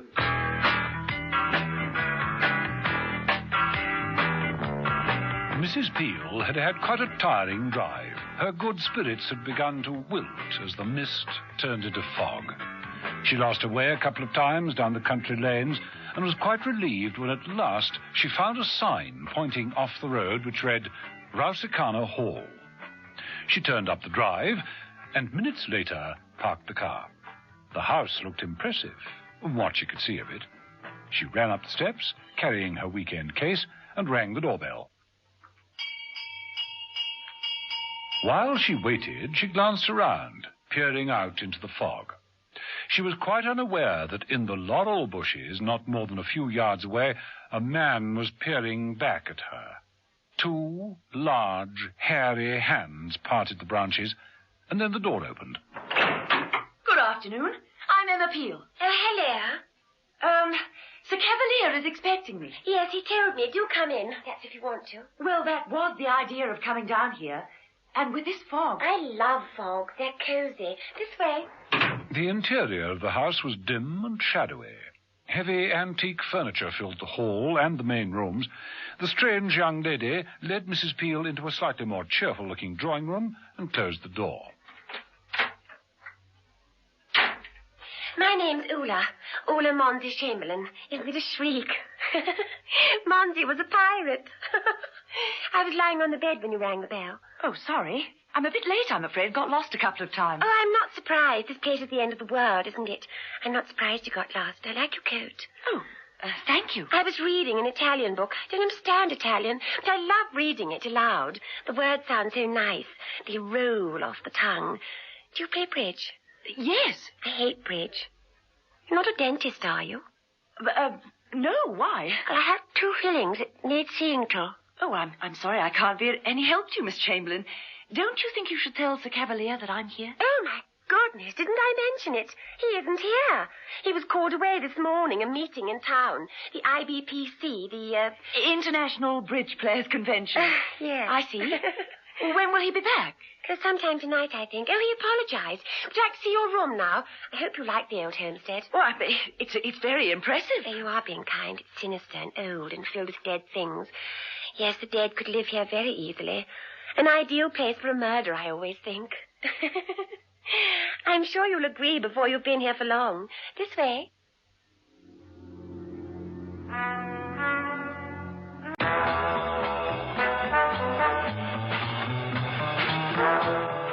Mrs. Peel had been invited down to Sir Cavalier Rausikana's country home near Exmoor for the weekend. Sir Cavalier was a bridge champion, and he'd wanted to discuss Mrs. Peel's latest article on bridge and mathematics. Mrs. Peel had intended persuading John Steed to accompany her, but Steed had fallen downstairs and severely sprained an ankle. Mrs. Peel went alone, and was more than surprised to find Sir Cavalier not at home, and the old rambling house occupied by his ward, Miss Monzi Chamberlain. In the short while she'd been there, Mrs. Peel had already made up her mind that the stay would be a very unusual one. It had certainly got off to a kinky start. Do you think I'm kinky? Oh, I beg your pardon. Oh, it doesn't matter. You'll get used to me. This way. Ola led the way up the wide oak stairs, along a landing flanked with suits of armor and tall furniture, and there at the end of the landing was, incongruously, a large swivel door. On the door was painted a life-size playing card. It was a joker. What an extraordinary door. Oh, yes. It doesn't open. Not like an ordinary door. It revolves. Look. The door spun round. When it stopped, Emma found herself looking at the illustration on the other side of the door. It was the ace of spades, the death card. Extraordinary. Where's my room? Oh, through here. I must say the house is magnificent. About 1620, isn't it? Oh, I don't know. I don't really know much about these things at all, except that I think this house is dreamy, especially at night. Are you afraid of the dark? Not especially. I love the dark. Owl time. Full of creaks and crawls and chill spines. Oh, one can imagine all sorts of tingles, all sorts of things. This is your room. Mrs. Peel entered a most gracious room, beautifully furnished with oaken chests, high-backed easy chairs, and dominated by a large, draped, four-poster bed. Mrs. Peel was delighted with it. But this is charming. Utterly charming. Yes, it is nice, isn't it? Especially the bed. One can imagine some pale maiden with golden tresses just lying on it, wasting away for her night to come. Night with a capital K, I presume. Oh, one never knows one's luck. Of course, it's a bit difficult with a name like I've got. Ula Monzi Chamberlain. Monzi hyphen Chamberlain. So you said. You know what the hyphen is, don't you? The bar sinister? Oh, well, at least that's what it was supposed to mean in the olden days. Monzi hyphen Chamberlain. Did I tell you about Monzi? Yes, you said he was a pirate. Yes, that's right. We've had them all in our family. Pirates, judges, soldiers, nuns. And you? I'm an actress. Oh. What have you done recently? Well, I've only just become an actress. I'd rather be a nun, really. Oh, just imagine making Benedictus and lovely liqueurs. I think you've got that a little muddled. And the monks make it, not the nuns. Oh. But perhaps you could be smuggled into the monastery? Oh, what fun, all those dirty habits. We've never had a smuggler in the family.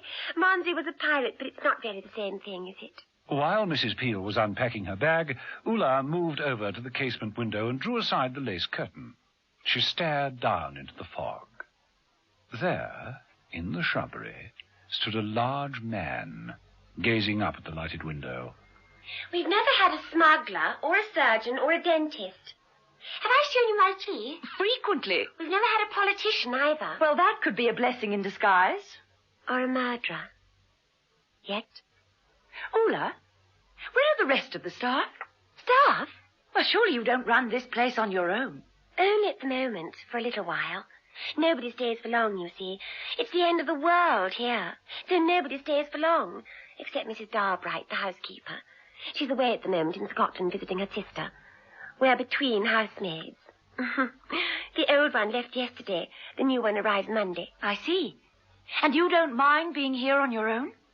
I'm not on my own now. There's you, isn't there? Yes.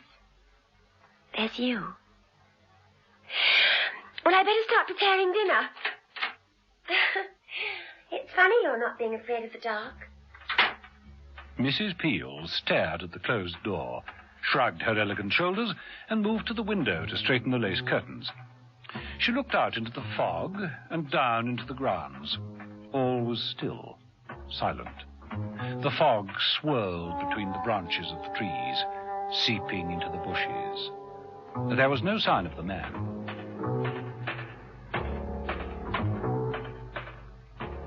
Down in the kitchen, Ula moved to the refrigerator and took out a large, fat fish. She took it into the scullery and laid it on the huge, scrubbed wooden table. She glanced up at the clock. It ticked its message back at her. She smiled and moved to a rack of shining knives, selected one, tested its edge, and with a gesture that was more one of cruelty than any culinary act, plunged the blade into the fish's belly and prepared supper.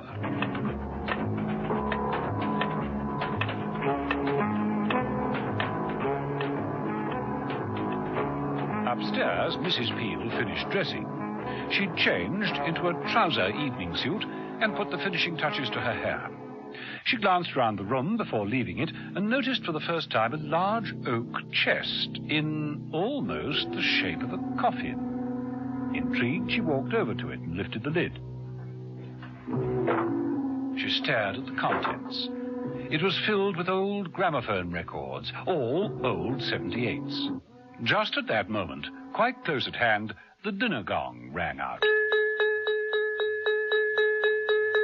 Ula stood in the open doorway. Dinner served. Dinner's always served at 8 in this house. It's the only thing Uncle Cavalier's really strict about. Ready? I'm quite ready. But shouldn't we wait for him? Oh, no, he's going to be late. He insisted that you go ahead without him. Oh. Anyway, it's ready. Come along. Ula led the way along the passage and through the revolving door. The joker leered down at her. She looked back, and the ace of spades now guarded the way to the bedroom. As they walked downstairs to the dining room, Mrs. Peel said, How do you know your guardian's going to be late? What's that? Oh, do be careful of that bit of stair carpet. We don't want you falling down and breaking an ankle, do we? No. It can happen, you know, even to the most careful person. Yes, I know. Are you a careful person? Reasonably. You haven't answered my question. Did you ask one? How did you know Sir Cavalier is going to be late? Oh, he phoned me. As they moved from the stairs across the hall, Mrs. Peel noticed the telephone standing on a table. She was darned sure if it had rung while she was dressing, she would have heard it. She entered the dining room. Quite the loveliest room in the house. The table was long, with magnificent candelabra at both ends. Placemats lined either side of the table. They all depicted playing cards. At either end of the table, 2 places were set. The table mats were both jokers. Ula indicated one. If you'll sit here. Thank you. That's strange, playing cards on the table mats. Oh, they're very friendly. The eyes seem to stare at one alive. When I eat here alone, I play great scenes to them.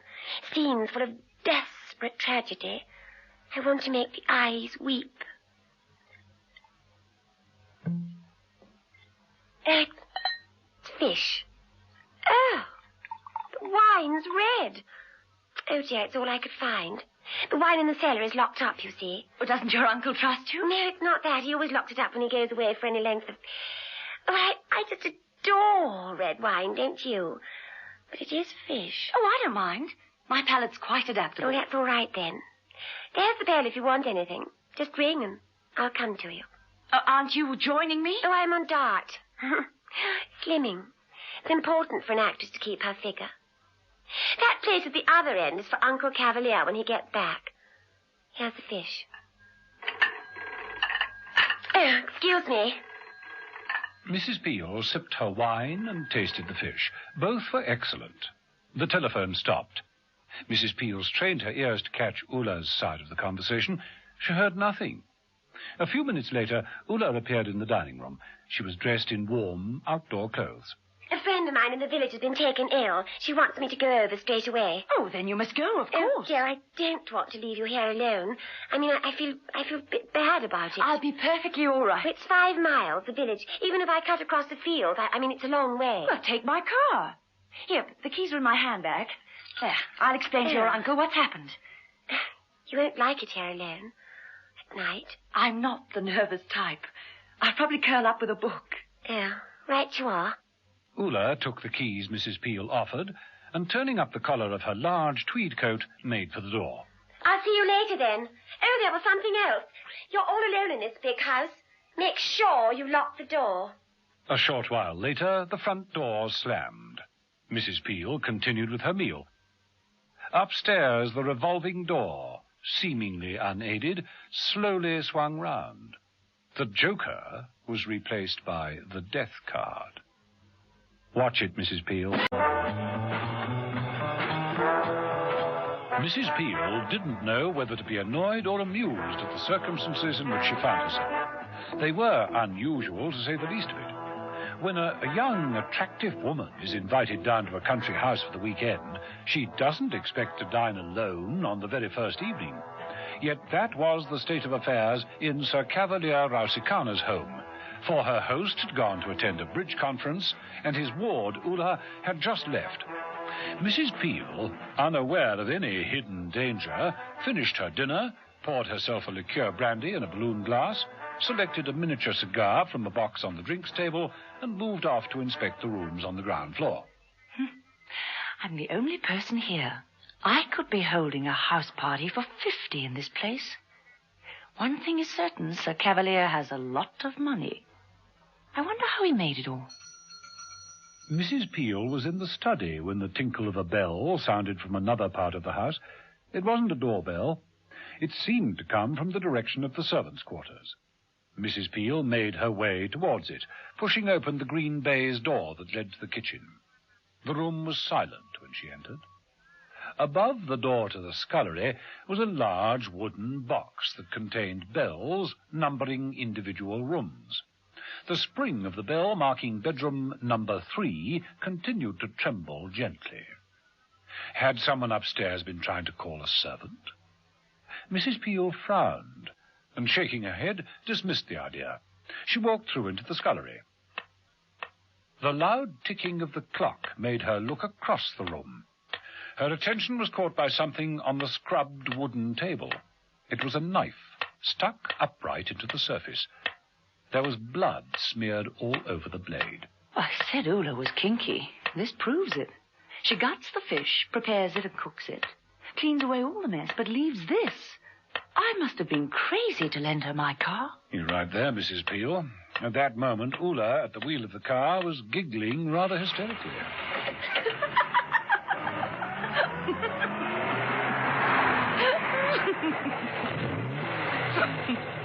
Ula was making no real attempt to leave the driveway. She could hardly see in the thick fog. Eventually, she parked the car, got out, and started to walk back in the direction of the house, still giggling.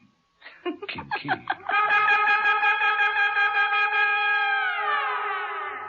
Meanwhile, back in London, poor old Steed was limping about his flat, feeling rather sorry for himself. He made coffee in his kitchen and was carrying it through when the sugar basin containing the lump sugar fell from the tray. Oh, what the devil with it? The sugar basin fell near the stairs. The lumps of sugar scattered over the bottom steps. As Steed bent down to retrieve them, a glint of metal caught his eye. What the devil is this? Small metal box? How did that get there, fixed into the side of the stairs? Steed pulled the device free from its place of concealment and examined it. He touched the spring at the side, and a length of fine tripwire shot out. Booby trap. Stretched across the stairs, it's guaranteed to trip up anyone coming down. The moment the wire's touched, it withdraws immediately. So that's how I nearly broke an ankle. Steed hobbled across to the telephone and made a call. George Fancy answered quite promptly. George Fancy speaking. George, Steed here. Oh, Steed. How's the ankle? Much the same, thanks. George, it's not April the 1st, is it? What's that? It's not All Fool's Day. Well, of course it isn't. Yes, I thought not. Steed, are you delirious or something? My fall down the stairs. It wasn't an accident. Someone fixed a tripwire on the steps. Somebody playing a joke on me. Now, look here, Steed. You don't mean it, surely? I most certainly do. Strange you should call that little warning about Max Prendergast being in London, isn't it? Steed, you don't think... What about Mrs. Peel? Yeah, that's the reason for this call. Look, I want the address and all the information you can muster on Sir Cavalier Rausikana. Sir Cavalier Rausikana. He's a bridge champion, lives on Exmoor somewhere. Now, get everything you can on him immediately and phone me back, will you? Yes, of course. But Mrs. Peel... Is visiting him. Now, I must get down to her before some joker gets hold of her, too. You understand?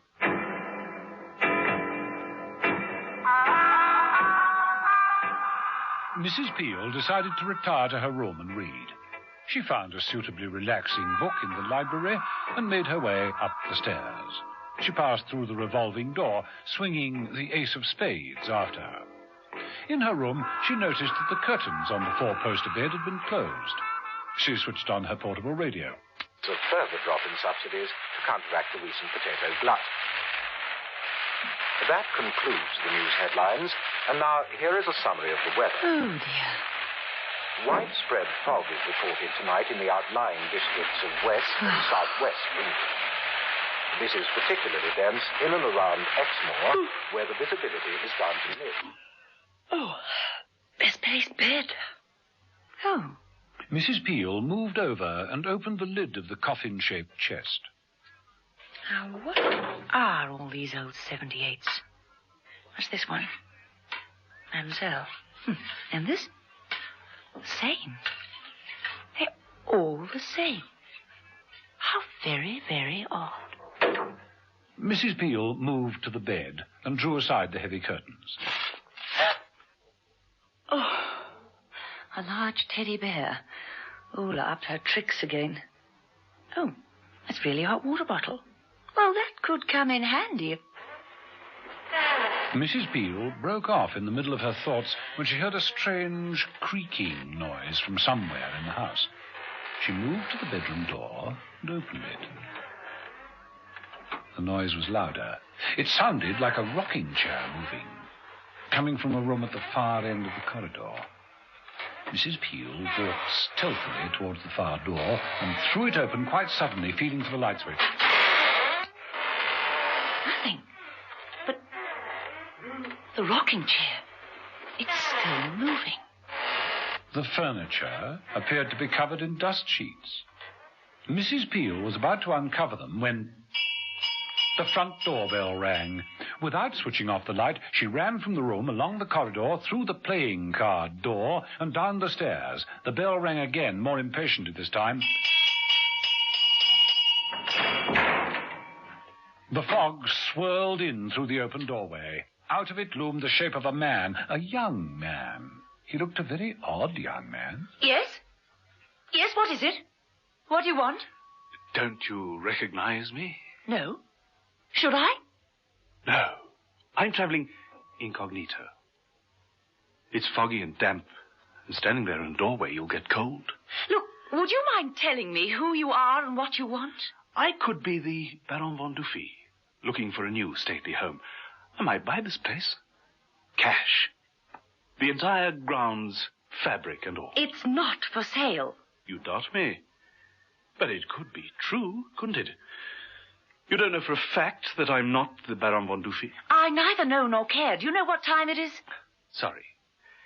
It's the jalopy, my car. Over there, down the drive. Run out of petrol. Well, why didn't you say so in the first place? I can't see a car. You wouldn't in this fog, would you? But it's there. It's your phone I'm after. Big property deal. I want to buy land here, you see. I also want a gallon of petrol. Or I have to walk home. My feet would get sore. Do you have a phone? Yes, there's a phone. Come in. You all alone in this great big house? The phone is there on the table. Thanks. Don't mention it. Why are you staring at me like that? I don't like being stared at. We, Baron von Dufys, are human, you know. The strange young man walked over to the telephone. Emma studied him. He was tall, with long, lank hair, an inscrutable face, and a nasty habit of clicking the fingers of his right hand together for no reason. The left hand was covered with a black leather glove. He paused as he was about to lift the receiver and said, Plastic surgery. That's why you didn't recognize me. Plastic surgery. Had my face fixed. Amazing what they can do nowadays. Will you please make your call? Incidentally, I'm not the Baron von Dufy. He's a much smaller man. Also, he's dead. If you don't make that call... All right. All right. All right. I'll make the call. This is like a movie situation, isn't it? Tender young girl alone in an old house. Mysterious stranger calls. May I use your phone? She admits him. And then, da-da-da-da. The wires have been cut. What are you talking about? It's true. The strange young man picked up the telephone wires and held them out to Emma. They'd been cut all right. Da-da-da-da-da-da. The weekend down at Sir Cavalier Rausikana's country home had started very mysteriously and had become more sinister with every hour that passed. Mrs. Peel, deserted by her host and his ward, had thought of an early night, curled up in her four-poster bed with a pleasant novel, untroubled by the fog which was sweeping across Exmoor and enveloping the old house like a white, damp shroud. Mrs. Peel was not a nervous person. She was too used to unusual situations and well capable of taking care of herself. But she was extremely puzzled by the whole affair. John Steed, on the other hand, was more than puzzled. He was frankly very anxious. He'd phoned George Fancy, who, reliable as ever, had called round. Come in, George, come in. What's the trouble, Steed? I'm not sure, but someone put this across my stairs. Steed held out the device, which was a steel, retractable tripwire. Well, the moment I tripped, it broke contact and retracted into the metal base, which was fixed neatly into the corner of the stairs. I was lucky. Could have been far worse than a sprained ankle. Cunning little gadget. Nasty. And you think that... I don't know what to think, but I can't take any chances. If this is Max Prendergast up to his old tricks, then Mrs. Peel may be in more danger than I am. She's down at this place, Rausikana Hall. Did you find out anything about it? Yes, I did. It's near a place called Little Dayton. Got the phone number? I have, and I've tried it. Thought it would save time. It didn't. The phone is dead. Tried twice. Must be something wrong with the line. They have a very thick fog down there, according to the radio. Can't see why that should affect the phones. You sure? Yes, quite sure. Try for yourself if you like, but you won't get through. I don't think I can let it slide. Neither do I. Another thing, Sir Cavalier Rausikana left this country 4 days ago on a holiday abroad. Officially, that house is empty. Oh, well, that decides it. Little Dayton. That's the other side of Exmoor, isn't it? Yes. It'll take us some time to get there. If we get there. This fog. Thicker than a pea soup in that area. We may not get through. We've got to get through. Oh, blast this ankle. I think I can drive the car. No, don't worry about that. I'll do it. Come on, I'll give you a hand with your hat and coat. George Fancy walked across to the hall stand. He picked up Steed's thick overcoat and bowler hat. As he did so, a card fluttered to the floor. What the devil is that? Playing card? Oh, how very odd. Must have been inside your bowler. A joker. Let me see that. Here. Oh! What's wrong? Cut myself. Oh, look. There's a razor blade on the back of the card, stuck on with transparent tape. Edge just level with the side of the card. Darn fool thing for anyone to... George? Steed, George, what is it? Steed, George? It was meant for you. George! George made no reply. He couldn't. He was dead.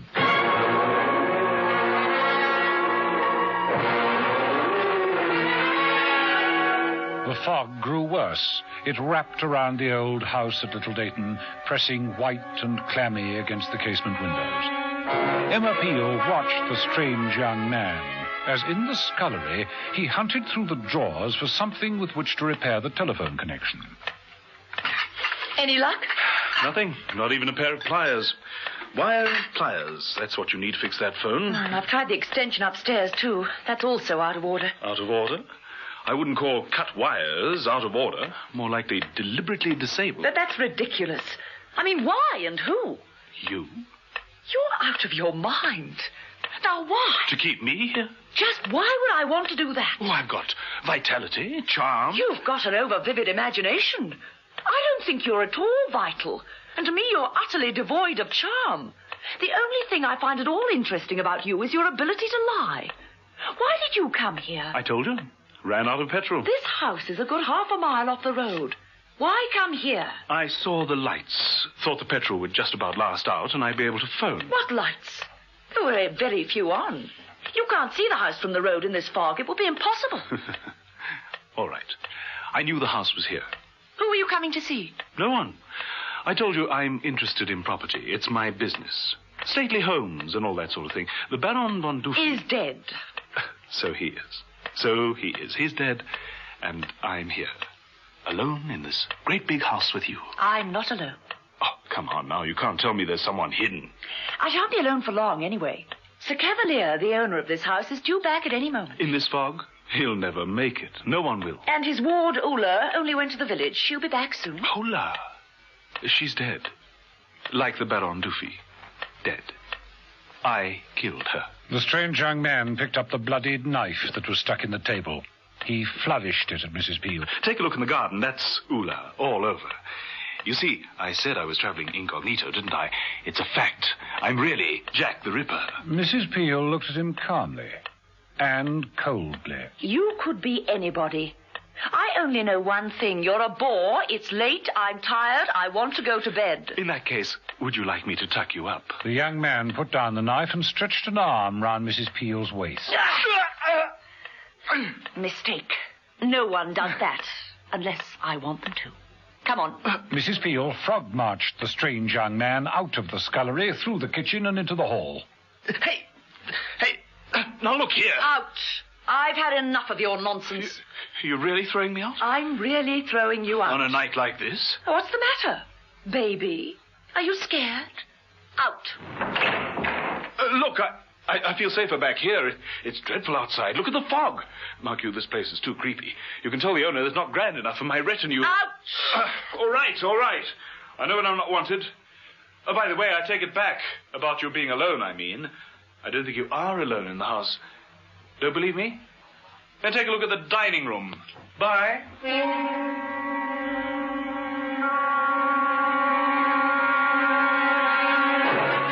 As John Steed drove further into the country, the conditions became worse. He was anxious to get down to Exmoor as quickly as possible, but the fog reduced his speed to a snail's pace. Eventually...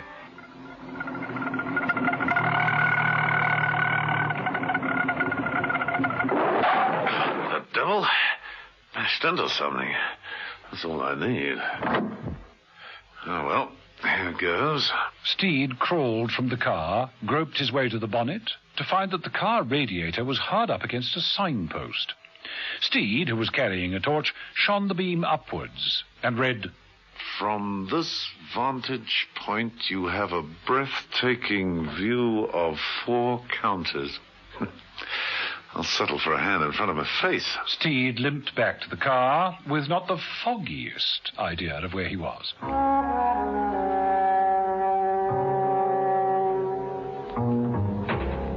Emma Peel, remembering the parting words of the young man she'd just thrown out of the house, went through into the dining room. The candles were gutting, but by their light she could see that someone had been in the room.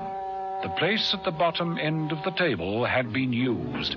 There were the remains of food on the plate, a little wine in the glass, and a cigar butt smouldered in the ashtray. Mrs. Peel left the room rather hurriedly and made for her bedroom. At the top of the stairs she paused. The revolving door now showed the playing card of the Joker facing outwards. So someone had gone through towards the bedrooms. Joker is right. All right, whoever you are, I'll get ready for you. Mrs. Peel entered her room and found it normal and welcoming. She crossed to her suitcase and opened it, taking out a revolver. Fire first, ask questions later. I'm ready.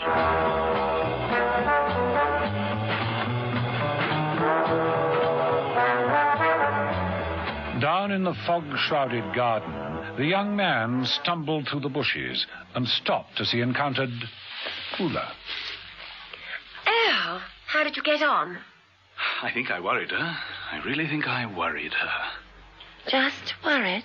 Funniest caper I've ever been on. Why try to scare her to death? I've told you it's a joke, a practical joke. Well, take my word for it, that one doesn't scare easily. I've done my job. I want to be paid off. Of course, but you haven't finished yet. You have to scream first. Okay, I'll give you a real blood curdler.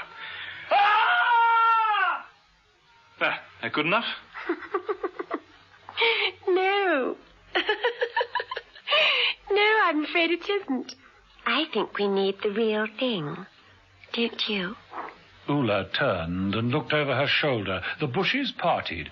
The huge figure of a man loomed out of the fog. A large, hairy hand tightened its grip around a pistol. No! No!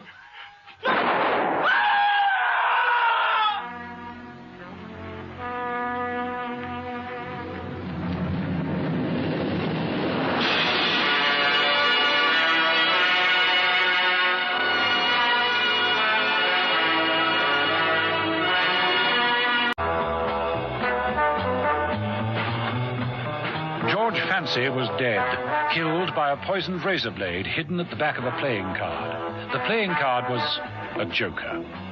John Steed was quick to realize that the booby trap had been meant for him. It had to be the work of Max Prendergast, who had recently broken out of a French jail. Steed knew that another trap had been set for Mrs. Peel. She was in even graver danger than he was. Invited down to the country home of Sir Cavalier Rossicana, Mrs. Peel had found the whole setup more than strange. The only occupant of the house was Sir Cavalier's ward, Ulla, who'd left after dinner.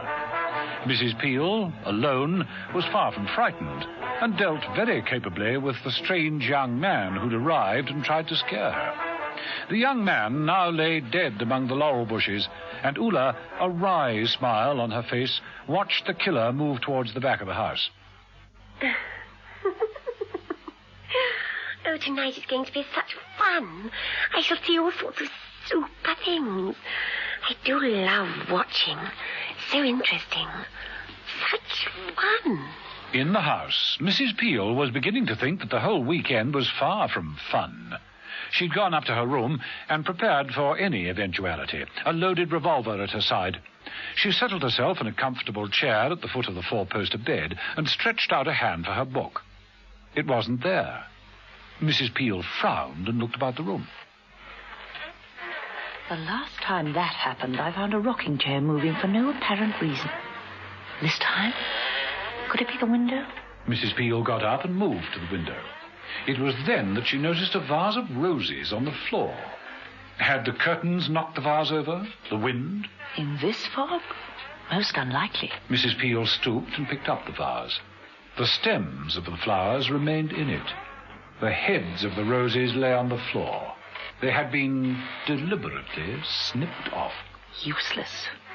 Malicious and totally pointless thing to do. Kinky. She moved to the table, where she found her book and opened it. What the devil? She stared down at a distorted portrait of herself.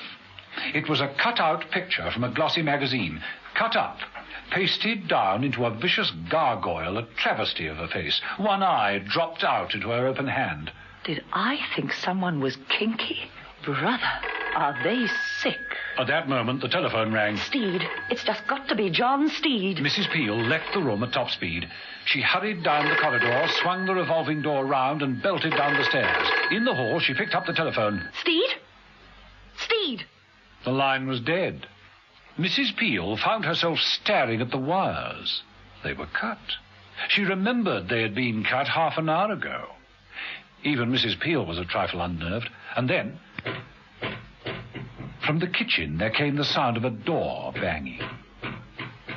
Mrs. Peel went to investigate. The back door was open. Well, let's hope whoever it is has gone out for good. Mrs. Peel decided it was going to be a heavy night. She put a kettle on, and it was at that point that she heard the sound of the small bell Ulla had left on the dining room table. Next stop, the dining room. Mrs. Peel made it in record time. Who is it?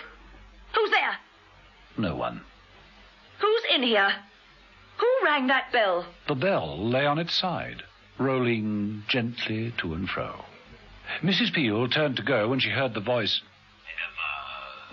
What? Who's there?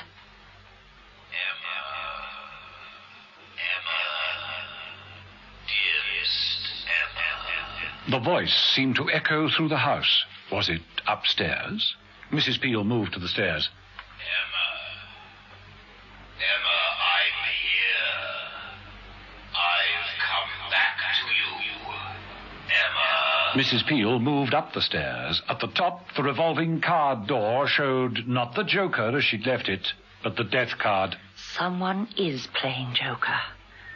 Well? She pushed her way through the door and then heard the music. It came from her own room. Emma Peel remembered having seen a very old gramophone in the corner. She also recalled the coffin-shaped chest, which was filled with old 78 records, all of them this tune. She got to her room just as the record finished. Now, who the devil put that on? I'm fed up with this. Mrs. Peel, in a sudden outburst which was quite uncharacteristic of her, tore the record from the turntable and smashed it over her knee. Nerves. That's what they're trying to do. Whittle me down with all these melodramatic tricks. Am I falling for it? Oh, not that again. The rocking chair. Well, this time I'm all set and raring to go. The far room. Characteristically, Mrs. Peel entered the far room at top speed. She slammed the door open. She stopped dead. For there, in the rocking chair, was a man. He was swaying to and fro. Right. Stay where you are. Don't move. The body turned as it fell. The strange young man lay on his back. A bullet hole darkened the center of his forehead. You can't get more dead than dead.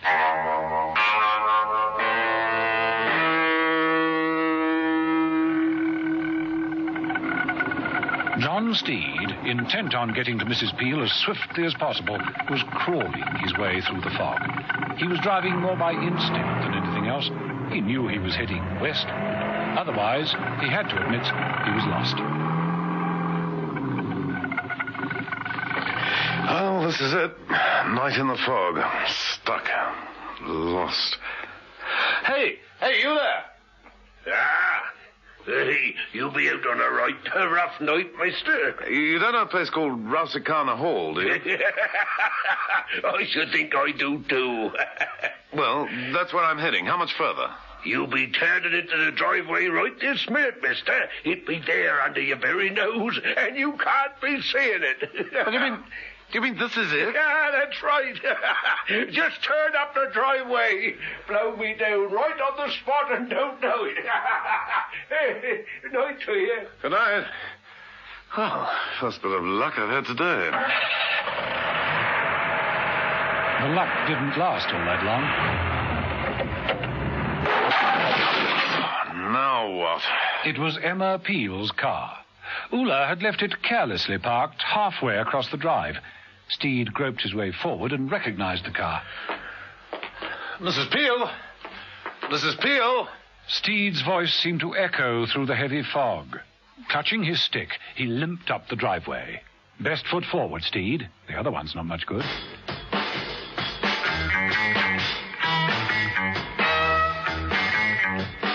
Mrs. Peel left the small room at the end of the corridor, determined to get the police immediately. She was on her way downstairs when she heard it. That record again. Emma. And the voice.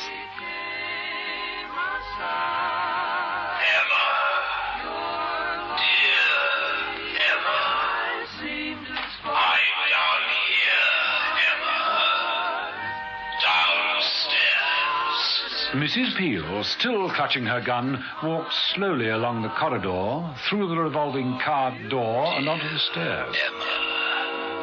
Dear Emma Peel. Dearest Emma. Where are you? Emma. And who are you? An old friend. A very old friend. Don't be frightened. I don't want to frighten you, dear Emma. Just step out where I can see you. A quiet little chat. That's all I want. About old times. I don't know you. Oh, yes, you do. Then show yourself. Where are you? Everywhere, anywhere you run to, I'll be there. I am inescapable. I may be right over here, or just by your shoulder. You can't see me, but I can stretch out a hand and touch you. Mrs. Peel made for the front door. The key has gone, Emma. You won't get out from that way. Let me out. Which way will you go? No! Let me out! Let me out! No! Oh, here. Right here. Everywhere you go, I shall be. I am everywhere waiting for you, Emma, my dear. Let me out! Waiting for you to hold you in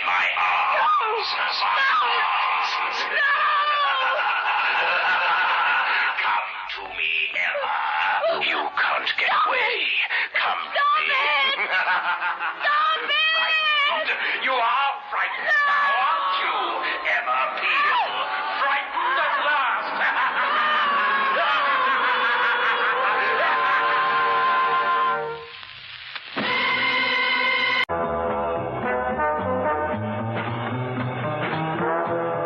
John Steed, more by luck than judgment, had stumbled across the entrance to Rausikana Hall. He knew he was at the right place when he crashed into Emma Peel's car in the fog. Ulla had left it parked across the driveway. Steed had to walk up to the old house. He limped his way along painfully and slowly. In the house, Mrs. Peel found herself trapped. She'd known for some time that she wasn't alone. Too many mysterious things had been happening. Someone was deliberately baiting her, playing tricks upon her, trying to frighten her. But why? For what reason? And with what object? All these thoughts flashed through Mrs. Peel's mind as she listened to the voice that echoed around the hallway. I'm over here, Emma Peel, at the top of the stairs. Come to me, Emma Peel. Mrs. Peel looked up the stairs. The revolving door was slowly moving. The Joker turned inwards. Facing her was the death card. Mrs. Peel shot up the stairs at top speed and swung the door round. Where are you? Come on. Come out and face me. I'm not the frightened, lily-livered one. I don't hide behind voices. Where are you? Here, Emma. What? Mrs. Peel swung round. There was no one there, just the grinning face of the Joker on the door. Try your bedroom. I might be there, waiting for you, waiting to hold you in my arms. Dear Emma. Just come near enough to try, that's all. But I am here. Very near. Try the bed, Emma. Behind the curtains of the four-poster bed. There, sitting up in bed, his eyes staring out at her, was the dead young man. Mrs. Peel felt her nerves cracking. Filthy, foul, crazy madman. Where are you? Listen, Emma. Downstairs. That music is coming from downstairs. All right. One thing at a time. I don't know how you're doing these trick voices, but you can't put on a gramophone without using a gramophone. There's one in here. That's not it. The other one is down in the study. Mrs. Peel ignored the laughter that seemed to follow her wherever she went. She made her way down to the study. Yes, there was the gramophone, with the old 78 record playing on it. Don't you like that tune, Emma? You should remember it. It was a favorite when we knew each other. I'm over here, Emma. I really am. I'm in the dining room. Want to come to me, Emma? The voice did sound as though it was from the dining room. Mrs. Peel entered cautiously. Where are you? Are you really in here? Oh, yes. Yes, I'm here. At the head of the table. The candles on the table were nearly out, spluttering and flickering. The end of the table was in deep shadow, but there was a man sitting there, a menacing figure hunched in the high-backed chair. The man moved, stretched out an enormous, hairy hand, and took an apple, a green, hard apple, from the dish in front of him. He polished it gently. Why not come a little nearer, Emma Peel? Mrs. Peel did so, still keeping her gun trained in the direction of the voice. It was then that she noticed the photograph of herself on the table. Yes, your face was always perfect, so symmetrical. Not a thing out of place. It's such a pleasure to see you again, Emma. I've thought of you often, you know. I like to think that just once in a while you've thought of me. Who are you? Remember the song, Emma. Mademoiselle. Paris. Eating apples by the Seine. The hairy hand clutched at the apple, tightened around it, crushing it to pulp. I could crush your scalp just as easily as I can this apple. No chance. Keep both hands on the table. And tell me who you are. You still don't know? That tune doesn't tell you? Move into the light. Then I'll know. Paris. Not so long ago. I think for one reason or another, Paris is the most exciting city in the world. It certainly was in our day. And it is certainly the most dangerous. It can only be one person. Max Prendergast. There, you see. You knew all along, didn't you? Max Prendergast. You were always teasing me so charmingly. He picked up another apple, lifted a very sharp knife and began slicing it. The hairy hands delicately popping each segment into his flabby mouth. Those days were all too few, Emma. But I shall always be grateful for them. Oh, and grateful to you. Do you remember that last day? There is little or nothing about you that I care to remember. I was leaving for Rio, but I had to see you before I left. Ah, yes, I forgot. Had you? I hadn't, you know. You wouldn't let me leave. I kept telling you I had a plane to catch, but you wouldn't let me go. You flattered me outrageously. How could I refuse? What is it you want? A chat. Just a chat. A quiet chat. Why go to all this trouble if all you want is a talk? No, it was no trouble. I've been enjoying myself. Did you like the roses in your room? There were roses in the room that day, and we kept playing the tune, Mademoiselle. I thought you were my Mademoiselle. It wasn't quite fair, you know, to have kept me there with the roses and the music. You knew I wanted to take that plane. And there was that man. What was his name? Steed. John Steed. You flattered me, flirted with me until he came. And then there was a nasty scene. Do you remember? The police and the arrest. You deserved everything you got. You sold people from east to west as though they were cattle. Oh, my dear, a few insignificant refugees. No human being is insignificant. Not those few refugees or that man upstairs. Did you have to kill him? No, man upstairs. Oh, him. Yes, I had to kill him. Just like that. It was your fault. You shouldn't have made me miss that plane. I loved you, Emma, and you betrayed me. And I hated you. And what you did and what you were. People like you have to be stopped. If I had to do it all over again, I would. I'd use any trick to see you behind bars, Prendergast. They destroyed me in there, in that place, being locked up all those years. It killed me. I died. They give you magazines in there, in that place. Your face often appeared. Whenever I saw your picture, I always cut it out with plastic scissors. They let you have plastic scissors. They aren't very sharp, you see. Not as sharp as this knife. Prendergast stood up. Mrs. Peel had forgotten what a giant of a man he was. He advanced slowly down the length of the table, holding the knife out towards her. Mrs. Peel, gun at the ready, backed into the hall. Keep away now.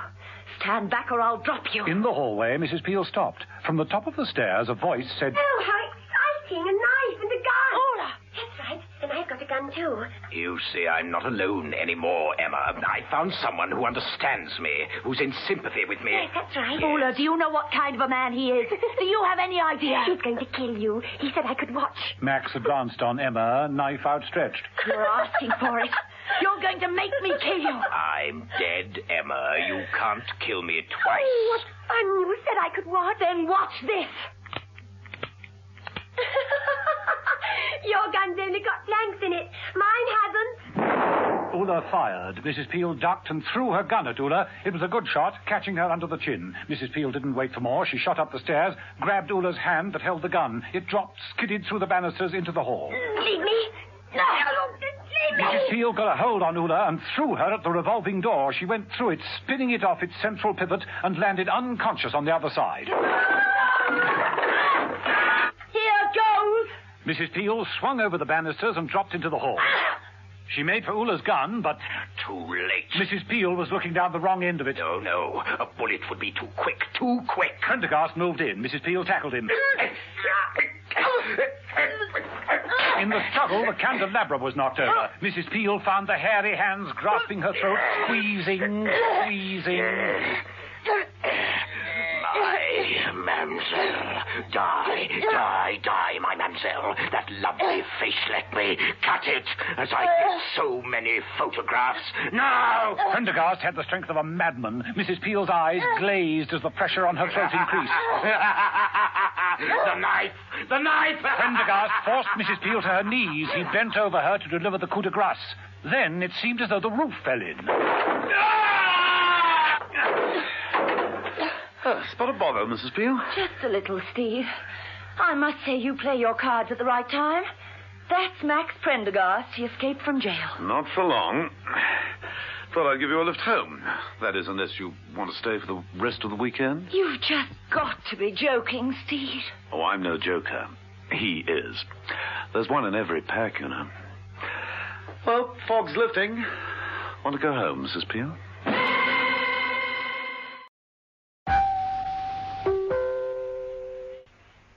Now, from the makers of cold water Irma... The room had a definite Middle Eastern atmosphere. A high ceiling, no doors, but many curved ornamental archways covered by brocade curtains. Dim lighting from behind Moorish screens, and, of course, the heavy scent of incense. It could have been a setting from a very old Hollywood movie of the Arabian Nights. From behind some heavy drapes, two men moved into the room, moving lightly over the rich Persian carpets. This is it, all right, Ronnie? Yes, I think so, George. What an extraordinary setup. Quite. But you know what we always say. Once a foreigner, always a foreigner. Well, let's give the place a good going over. You search the desk. Right. There's nothing much here. Can't say it's very encouraging. Hey, look at this. What is it? Well, if I didn't know better, I'd say it was an Aladdin's lamp. You better rub it. It might be able to solve us all this work. Right, here goes. Bring us luck, eh?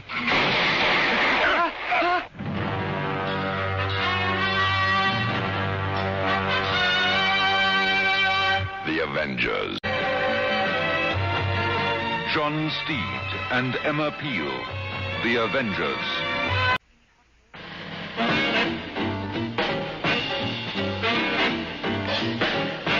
Episode 1 of this story, in which John Steed and Emma Peel embark on the strange case of the fantasy game. The skies over London were dark and filled with rain clouds. A cold wind blew the fine drizzle into deserted thoroughfares and empty alleyways. It was not a night to be out, and few people were. Big Ben sonorously chimed midnight. Half a mile away, the sound floated unnoticed through the ornate Arabian apartment where the two agents, Ronnie Westcott and George Reed, recoiled in amazement from the vivid flash of light that lit up the whole room. They gasped as smoke filled one corner, and out of it stepped a shadowy figure in flowing robes. As the haze cleared, both men saw the snout of a Sten gun leveled towards them. No!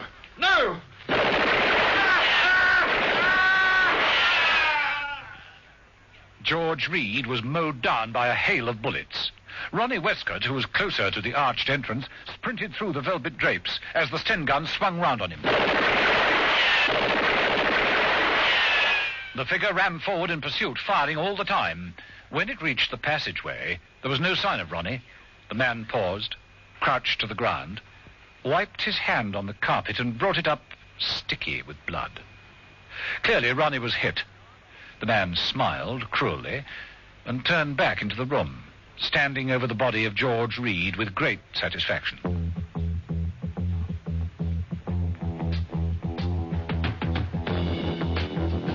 The rain continued to fall over London for the next 2 or 3 hours. Then the wind changed. The clouds disappeared, and by dawn it was dry and pleasant and far warmer. Across Hampstead Heath that morning came the sound of a woman's laughter. They'd been to a party which had lasted far longer than they'd anticipated. Oh, top of the morning to you, Mrs. Peel. And a very good morning to you, Steed. If the morning's as fun as the night was, we should have a good day ahead. Right. Nothing like an early morning walk to start things off. Or finish things up. Coffee at my place, I think. Splendid suggestion. Good. Step out then, Mrs. Peel. Step out.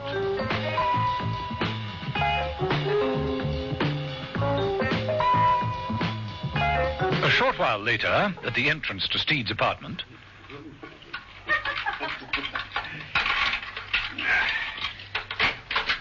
I'll make the coffee. No. No. Brother stand right across the hall. Well, up with it. Right. I'll attend to the bacon and eggs. Oh, 2 eggs for me, sunny side up. And I think I'd... What the devil's happened here? Steed looked around him. 2 pictures on the walls were hanging awry. A third was knocked to the floor. A small table lay on its side, surrounded by broken glasses. You weren't expecting visitors, were you, Steed? Steed didn't reply, but moved to the kitchen to check the state of affairs there and in the other rooms. Mrs. Peel, looking around, found a mark on the wall almost hidden by the settee. The mark was blood, a stark red handprint.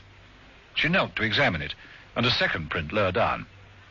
As she stretched out her hand... Please. Oh, no. A blood-stained hand reached to Mrs. Peel's. Ronnie Westcott was lying behind the settee, his eyes staring upwards in a glazed manner. The other hand was clutched to his chest, wet with blood. Mrs. Peel? Mrs. Peel, what is it?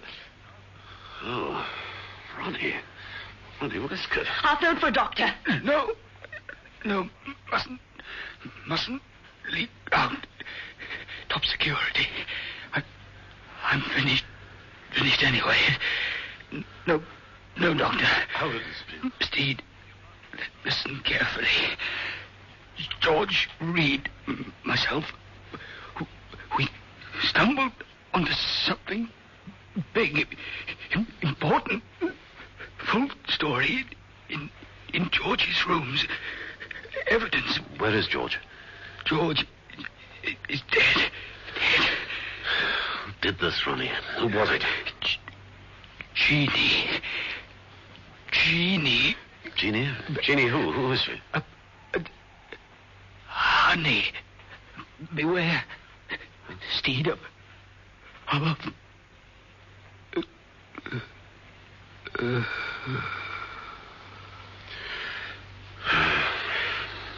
Ronnie Westcott. He's one of the best undercover men in the business. Was. Steed? Steed, what did he say?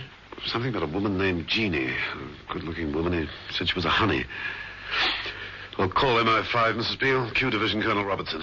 Tell him what's happened. He'll arrange to have Ronnie collected quietly without any fuss. Where will you be? He said there was a full report of all this in George's room. I'm going to collect it.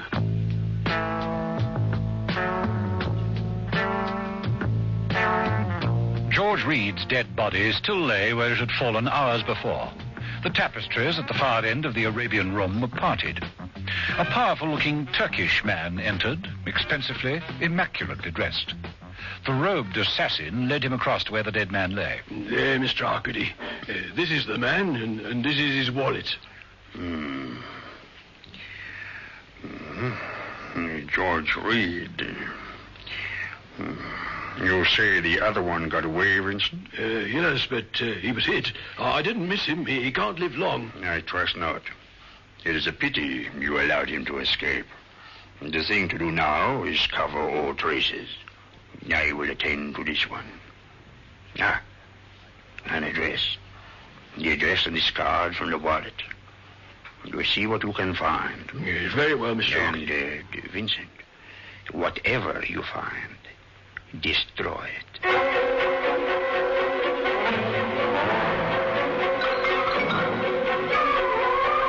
George Reed, the late George Reed, lived in rooms in North London. John Steed knew where they were and drove over, but he was just a little late. The man Vincent got there ahead of him. He had shed his conspicuous robes, and he was dressed all in black. A sinister, slight figure who moved with assurance to the front door of the apartments. Working skillfully at the lock, he was soon inside. George Reed. So this is where he lived. There were 2 rooms, a bed-sitting room and a smaller one that Reed must have used as a study. Vincent chose the latter. moved first to the desk, pulling out the drawers, rummaging through their contents. Breaking into the locked drawer ruthlessly,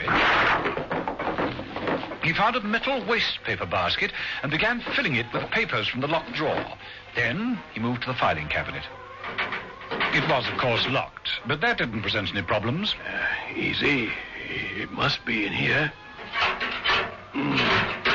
Ah. Yes, the file. The file marked QQF. Yes, so this must go. Vincent tipped the contents into the waste paper basket and lit a match. He watched the flames devour the papers with satisfaction. When the last one had curled into a charred brown wafer, he took a ruler from the desk and stirred the ashes.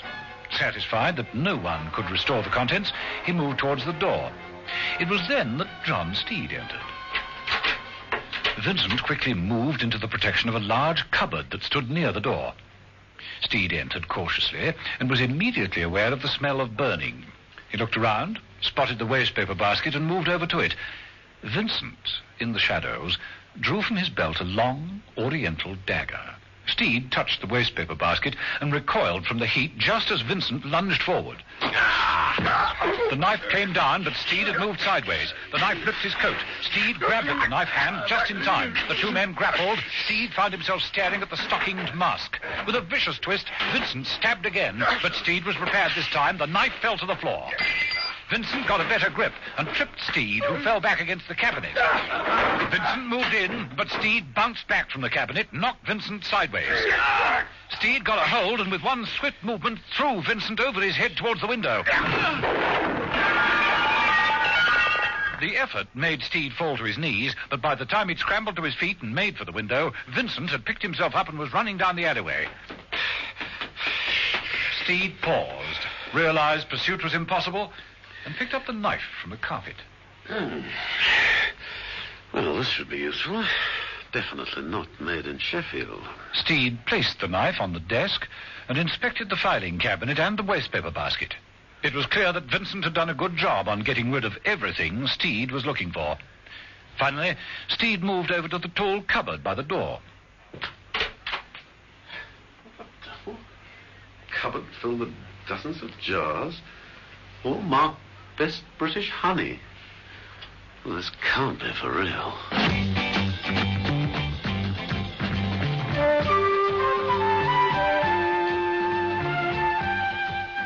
In Steed's apartment, Mrs. Peel waited patiently. Eventually, the doorbell rang. Steed's forgotten his key. Not again.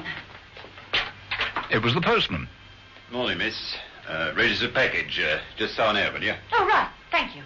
Thank you, miss. Mrs. Peel moved back into the room. Ronnie Westcott's body had been removed, but she still glanced with apprehension towards the spot behind the settee. She sat down on the settee and studied the parcel, turning it over in her hands. On the back was a label. Mrs. Peel read, B. Bumble and Company. A gift from George Reed. Best British Honey. Now, what the devil does that mean? What indeed? John Steed and Emma Peel, returning to Steed's apartment after a quite splendid all-night party, found a dying undercover agent, Ronnie Westcott, lying behind the settee. Before he died, Ronnie managed to gasp out the fact that his fellow agent, George Reed, had been killed. He muttered something about genie and honey, and the fact that full information could be found in George Reed's rooms. Steed had gone to the rooms and been attacked by a man in a stockinged mask. In the following fight, the man had got away after Steed had thrown him through the window and left Steed with a curious oriental dagger. Steed, upon searching the rooms, realized that all the important information had been destroyed. He'd also discovered a cupboard filled with jars of honey, all similarly marked Best British Honey, just like the package Mrs. Peel was holding. Now, why the devil should George Reed send Steed a jar of honey? Hello? Glad to know, Mrs. Peel. What's the news, Steed? Someone beat me to George Reed's rooms. Nasty creature wearing a mask and suffering from halitosis. Just as well he was wearing the mask, really. He got away leaving me with a ripped jacket and a curious dagger. What about all the gin that the two agents had collected? Burned. So we don't know what they were onto. Not at the moment. Reed seems to have had a bit of a sweet tooth. He's got a whole cupboard filled with jars of honey. Honey? Steed, you've just had a parcel through the post. It's a jar of honey sent by George Reed. What? Ah, well, that settles it. Ronnie Westcott said the word honey before he died. There could be something contained in these jars. I'd better go through them all. It'll be a long job. Right. I'll pay a visit to B. Bumble and Company, makers of best British honey. Be a busy bee, Steed, won't you? Bye-bye.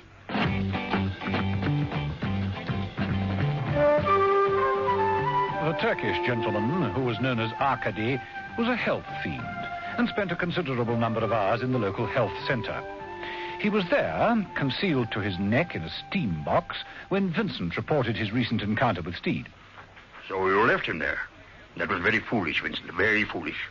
Now grab that towel and wipe my forehead. Yes, of course. But I did destroy the files, Mr. Arkady. Nevertheless, there may be a general hue and cry. We must continue to cover all traces. Yes, Mr. Arkady. The honey shop, Bernie. Yes, sir. Now go with Vincent. Vincent, take Bernie with you. You seem unable to look after yourself. Now take him and go to the honey shop. Check up there. You know what you have to do. Yes, Mr. And don't fail this time. And tell him to get me out of this sweatbox, please, now.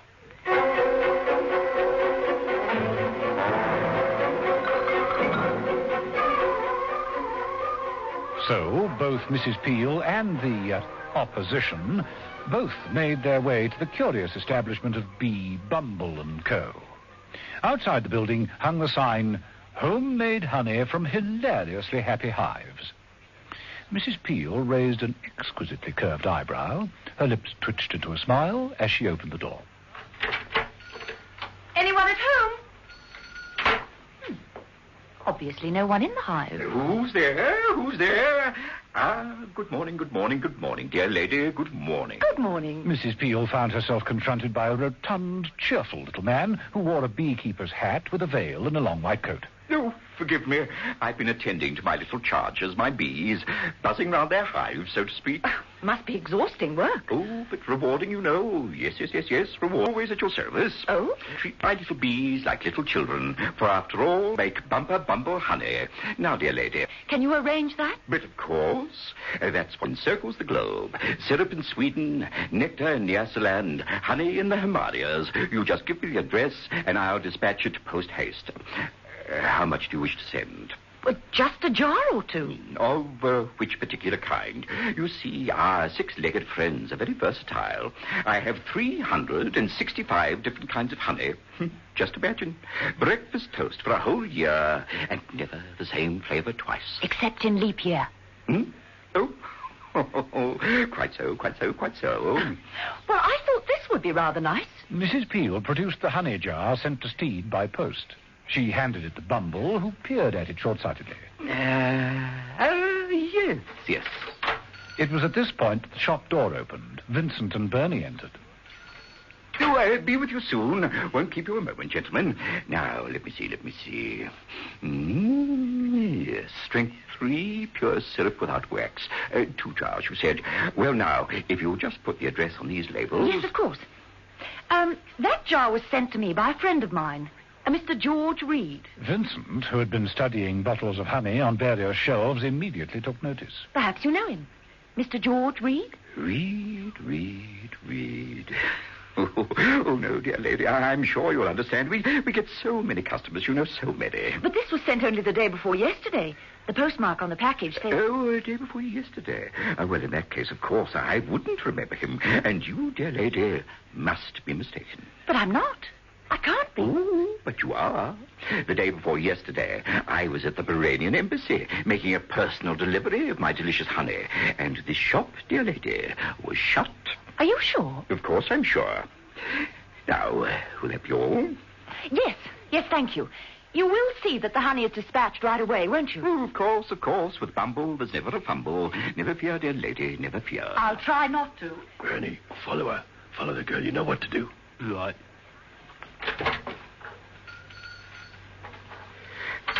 And now, dear sir, what can I do for... Just keep quiet to start with. Vincent pointed the muzzle of his gun into the short, fat man's stomach. Get behind the counter. Quick. Come on, move.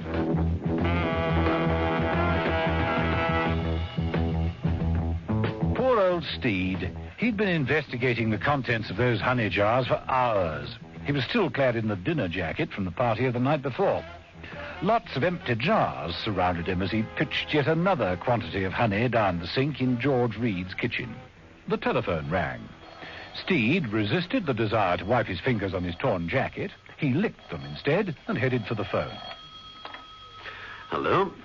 Hello. Is that Mr. Reed? Mr. George Reed? Speaking. Who is this? We haven't actually met, but I am Ponsonby Hopkirk. Ponsonby Hopkirk of QQF. Yes. I understand that you made an appointment to see me at the QQF this morning. Well, I wonder if you mind making it a bit later. Say 12 o'clock. Would that be all right? Yes, perfectly. Good. I'll see you later then. Mr. Hopkirk, this is silly of me, but the QQF, I've quite forgotten the address. Beaver Street, Mr. Steed. 10 Beaver Street. Yes, I know, but, hello? Are you there? Hello? The QQF? Beaver Street?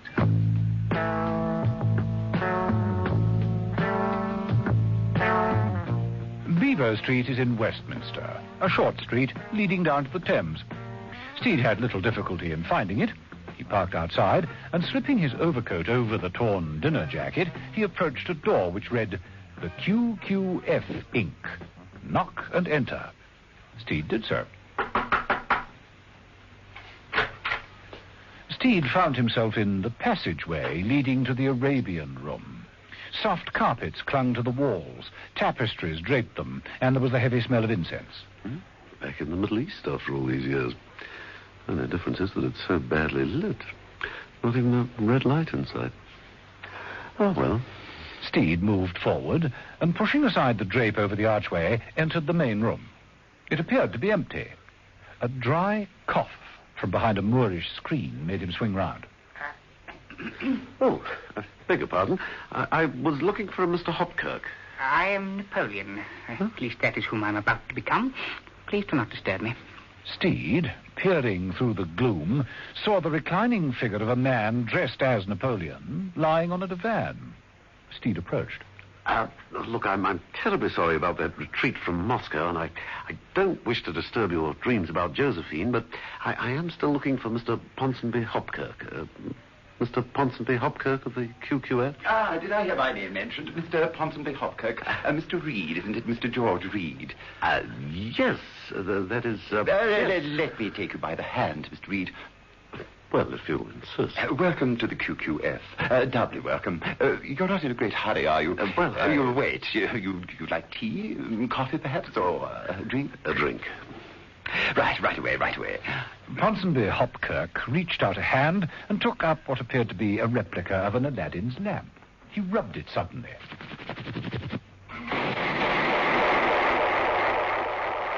Hey, presto.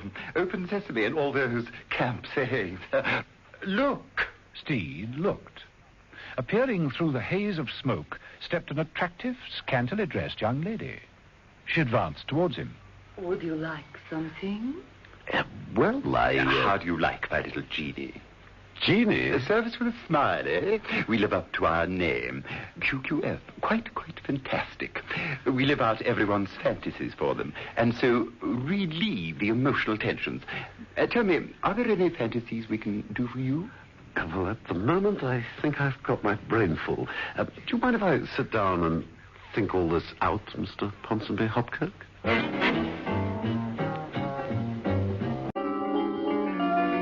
John Steed and Emma Peel, investigating the deaths of two top undercover agents, had worked upon two clues. One was given to Steed when a gentleman who called himself Mr. Ponsonby Hopkirk phoned George Reed's rooms. Steed had been searching them and had answered the phone, pretending to be George. Mr. Ponsonby Hopkirk said he was from an organization known as QQF, and Steed made an appointment, as George Reed, to call upon him. Steed had left Mrs. Peel to follow up on another clue, which was a jar of honey. Mrs. Peel had called it Bee Bumbles, the makers of the honey, and had a most interesting talk to Mr. Bumble himself. While she was in his shop, Vincent and Bernie, Mr. Arcady's henchmen, had arrived. Vincent stayed in the shop, but sent Bernie to follow Mrs. Peel. Later, he reported to Arkady, who was, about his usual business, looking after his health. He was in the health centre, lying face downwards, on a warm marble slab, being given a massage.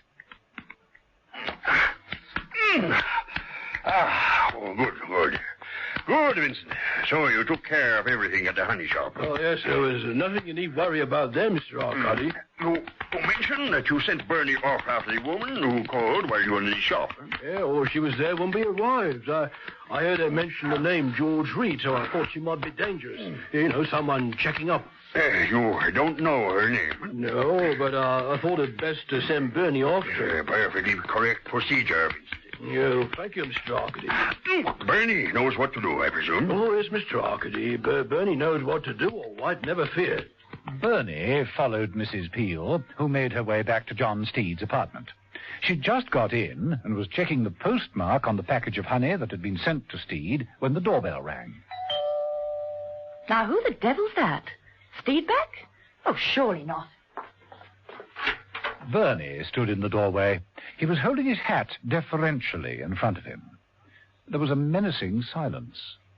Bernie said, "Good day. May I come in for a minute?"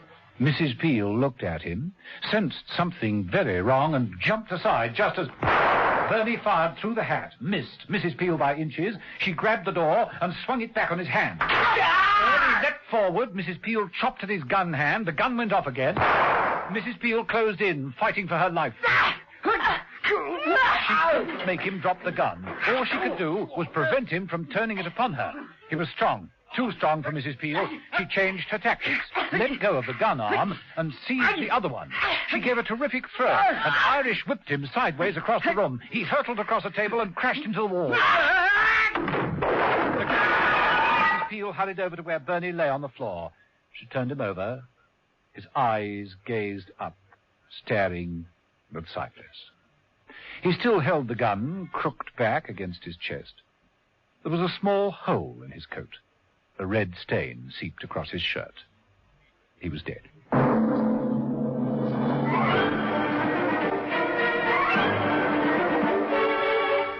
Meanwhile, John Steed sat in the Arabian room of QQF, waiting his turn to be interviewed by Mr. Ponsonby Hopkirk. Next to him, a gentleman dressed as Napoleon sat sullen and silent. The curtains parted. Hopkirk fussed his way into the room, ushering a man in mountaineering dress in front of him. Goodbye, Sir Hilary, for another week. We'll get to the top next week. Meanwhile, I think you've done awfully well to ever reach the South Col. Goodbye. Now, who's next? Yes, you, sir. Napoleon. Come, everything is ready for you. Wellington is just getting his boots on. It's the far room on the right. Look for the sign saying Waterloo. Napoleon got up, thrust one hand into the front of his coat, and marched off without a word.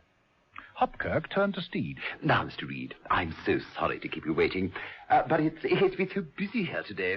4 men who wanted to be cowboys, can you imagine? Some people never grow up. We had to stage the gunfight at the old corral in order to satisfy them. Oh, such a production, I assure you. Everyone wanted to be ambushed. But now, I can give you my undivided attention. So tell me, what can QQF do for you? Well, firstly, I'd like to know a little more of what it's all about. Oh, you haven't received our literature? Our advertising handouts? I'm afraid not. Oh, dear, how very remiss of me. Well, then, the QQF is the Quite Fantastic Incorporated. We help you to satisfy your innermost repressed desires.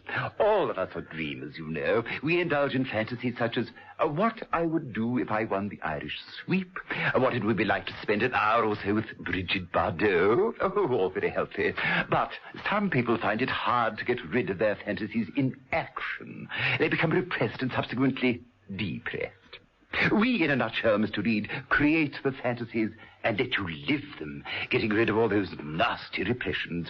Would you like some honeyed crumpets and a pot of tea? Honey? Or jam? Or treacle? No, thank you, no. Oh, it all began with the Arabian Nights, you know.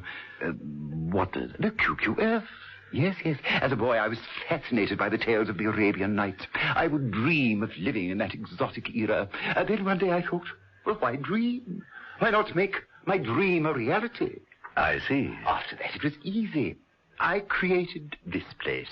Oh, it was a matter of the right decor, the right atmosphere, plus a few tricks. This Aladdin lamp, for instance. Hopkirk picked up the lamp and waved it under Steed's nose. Rubbing it sets up an electronic impulse that rings a bell in the cellar. My little genie then pops up through a trapdoor in the floor. Oh, just a theatrical trick, but a very effective one, don't you think? Very. Then I started to think of the commercial possibilities, creating other people's dreams and fantasies. And so QQF was born. I see. Within these portals, Mr. Reed, you can stand beside Nelson at Trafalgar, fight with General Custer, become Genghis Khan, a Roman emperor, a world heavyweight champion of the world. 1 million fantasies can be created with a few simple tricks, such as you have already seen. I don't care if it actually happened or not. I'm not taking any more, I tell you. Let them march on their stomachs as much as they like. I'm leaving. Goodbye, Mr. Hopkirk. The man who was dressed as Napoleon stomped through the Arabian room, his face blackened, one sleeve of his jacket missing, the sole of one boot split and flapping, and an enormous hole through his hat. Goodbye, Mr. Napoleon. Don't worry, better luck next time. Now, Mr. Reed, your own fantasy. Could I suggest an intrepid trapper or a cavalryman at Balaclava? Aha. I see you wear a dinner jacket in the daytime. Do I detect a suppressed desire to be a band leader, perhaps? Not really, no. You wish to break the bank at Monte Carlo? Or, got it. You want to be a secret agent. Steed gave Hopkirk a keen look. Think you're being sent up, Steed? Yes, indeed. Ideal for you. Licensed to kill. Pitting your wits against a diabolical mastermind. Make a nice change from your everyday humdrum existence, wouldn't it? Oh, absolutely, yes. Certainly make a change. But no doubt you have a little fantasy of your own. What do you find attractive? Well, I quite like that bit about an hour with Brigitte Bardot, but, well, actually, I think I'd like the same as Ronnie Westcott. Eh? Ronald Westcott. Well, he is a client of yours, isn't he? Westcott? Ronnie Westcott?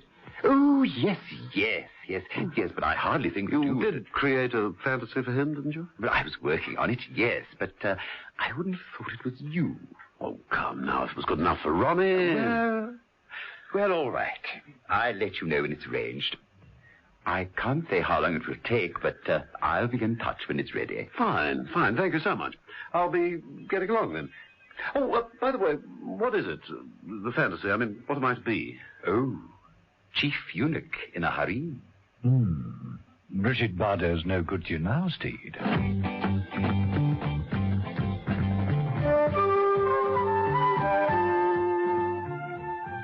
Steed went home rather quickly, and who could blame him?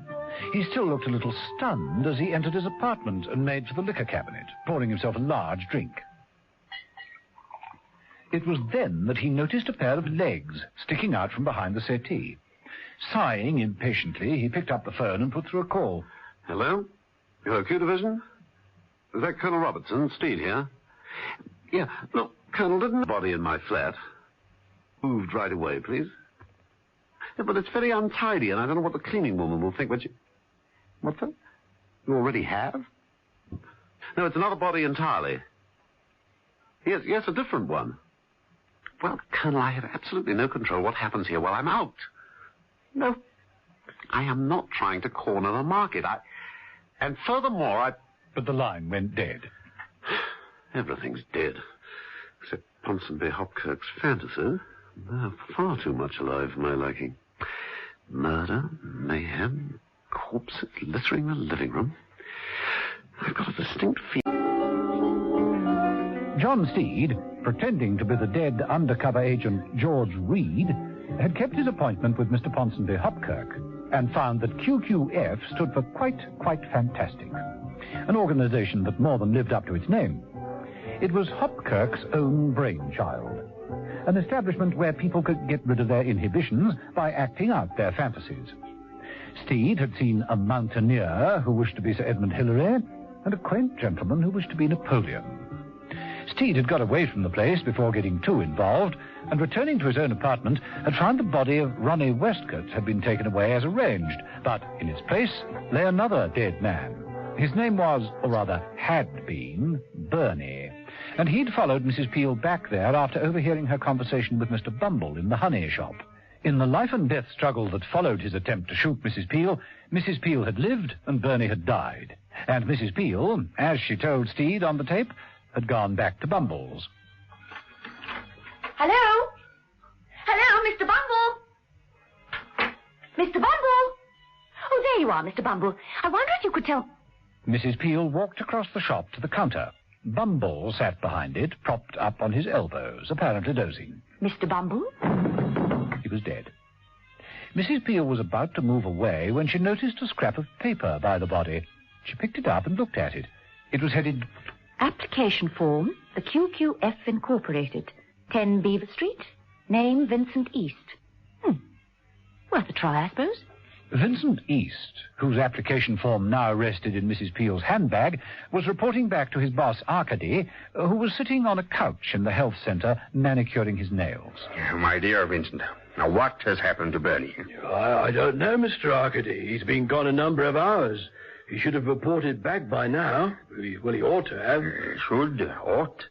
It would have been better had you attended to the girl yourself, Vincent. Yes, Mr. Arcady, but you said that... We'll give him 1 hour, no more. Then we must presume the worst and take the necessary action. Yes, Mr. Arcady. The QQF. You are due there soon, are you not? Make haste then, Vincent, make haste. You mustn't miss your third fantasy, must you?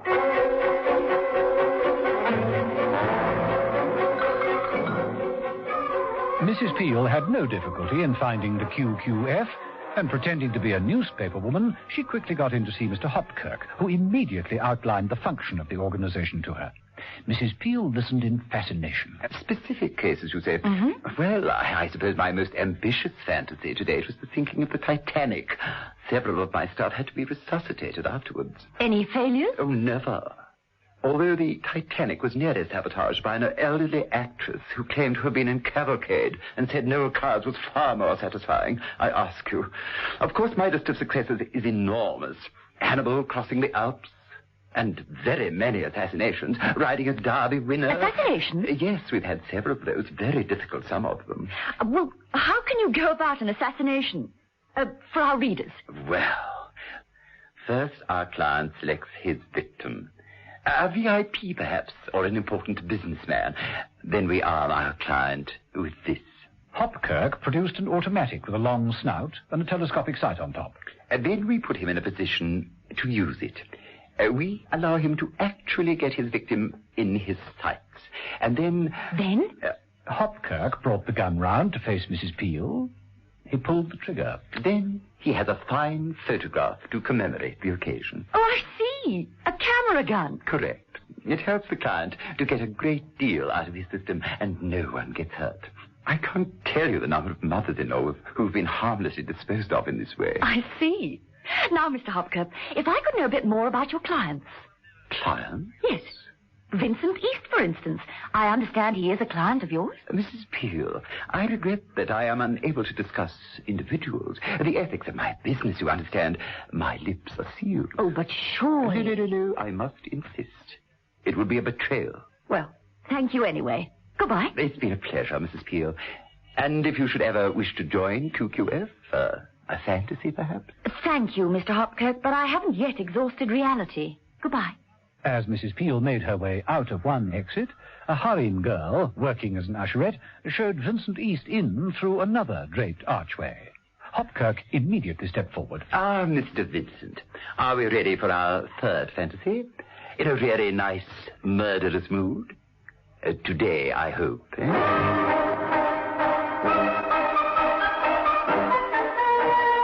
In the health centre, some time later, Mr. Arcady was having his neck massaged by a very attractive young blonde. A little lower down, more to the right shoulder. That's it. That's beautiful. Now, you pass the telephone, please. The girl left. Arcady put through a call. The girl resumed the massage. Arcady eventually got through. QQF. May I speak, please, to Mr. Vincent East? Thank you. Yes, that feels easier. Now the left shoulder. That's it. Oh, hello, Vincent. The bad news. Bernie has not returned. It's over an hour. Well, of course I know what it means. It's an awful blow, I know. But you will have to kill Hopkirk. Goodbye.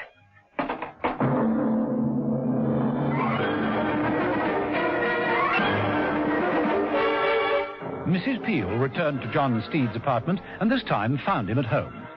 Steed had changed his clothes, but his mood still remained gloomy. Mrs. Peel, we're getting nowhere fast. Westcott, Reed, the man behind the settee. And poor old Bumble. Where the devil does the honey fit in? I'm down if I know. I went through all the jars in George Reed's cupboard, and there's nothing concealed in any of them. Yet honey's got something to do with it. Well, it's a sticky business altogether. I mean, there must be a link somewhere. Why else would George Reed have sent you a jar? I don't know, but one thing's for certain. Reed and Westcott weren't killed for jars of honey. And then there's the QQF. Yes, quite fantastic. We both had a go, and neither of us got very far there, did we? But why Ronnie signed on there came as a bit of a surprise. I can understand the harem bit. The other, to want to be that is a fantasy in itself. Harem? Yes, the part of the fantasy that Ronnie ordered. Harem? Wait a minute. Bumble said something about the Bahrainian embassy. He made a delivery there. Bahrainian embassy harem. Bahrainian embassy harem. 2 agents dead. Mm-hmm. You thinking what I'm thinking, Mrs. Peel? Where's the newspaper, Steve? There, on the side table. No chance to read it yet. I'll get it. Gin prices to rise sharply. Mother won't like that. Radio serial disturbing influence. I'm not mad about that either. Here we are. Strict security arrangements at the Bahrainian embassy. Crown Prince Ali arrives today. Steed? Hopkirk told me he often had to dream up an assassination. Come on, Mrs. Peel.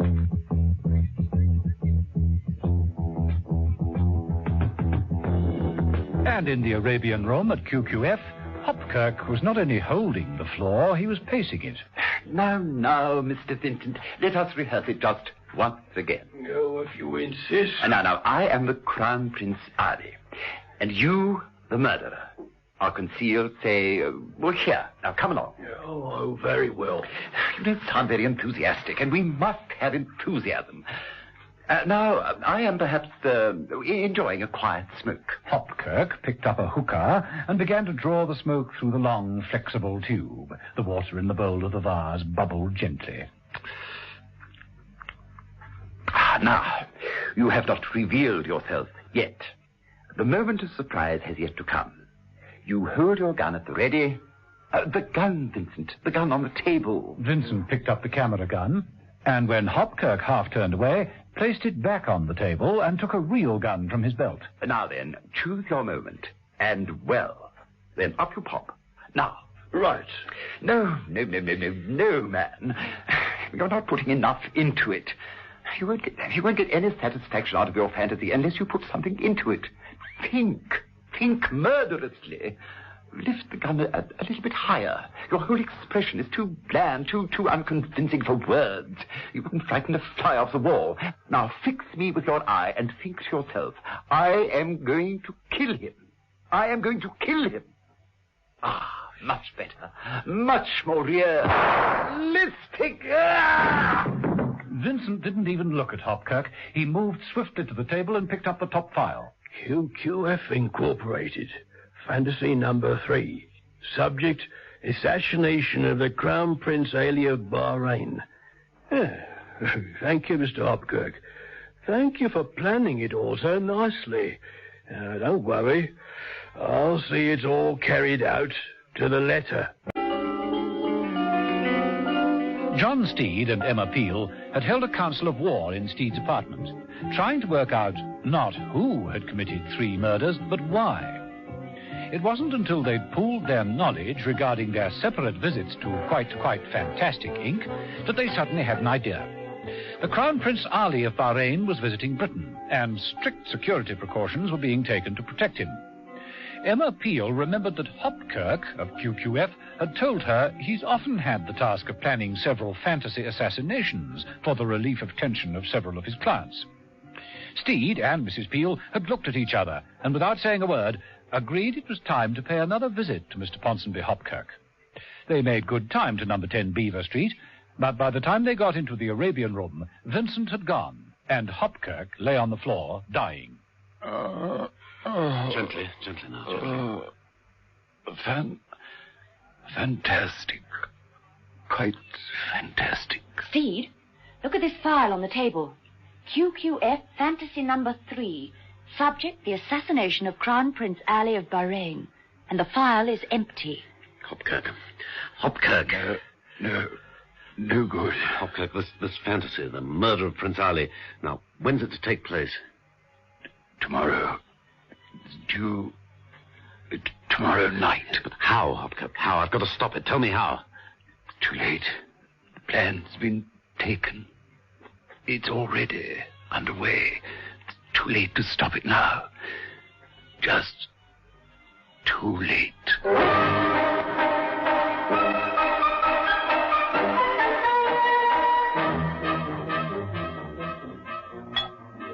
Back in Steed's apartment, Steed mixed a hefty drink.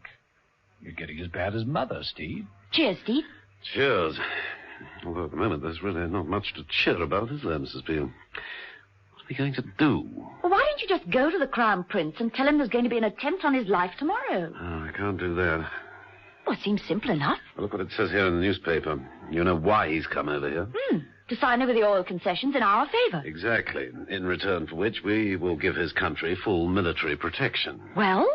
Well, what faith will he have in our military protection if we admit that we can't protect him, one man, right here in our own country? Oh, point taken, Steed. It could ruin the whole deal. He'd take his business elsewhere. No, we'll have to be more subtle. Think something out. I wonder what Hopkirk planned. Steed, do you think the killer will use a gun? Gun, knife. Yes, remember that ornamental dagger? It does all seem to fit in. Or poison. Why poison? Well, I was thinking about those wretched jars of honey. They've got to fit in somewhere, too. They're important somehow. Well, whatever method the would-be murderer employs, he's got to get close enough to use it. And one thing's certain. Prince Ali won't step outside the embassy once he's in there. I agree. That means the killer's got to be smuggled in. Well, that's it, the major difficulty. He has got to get into the embassy somehow. And so have I.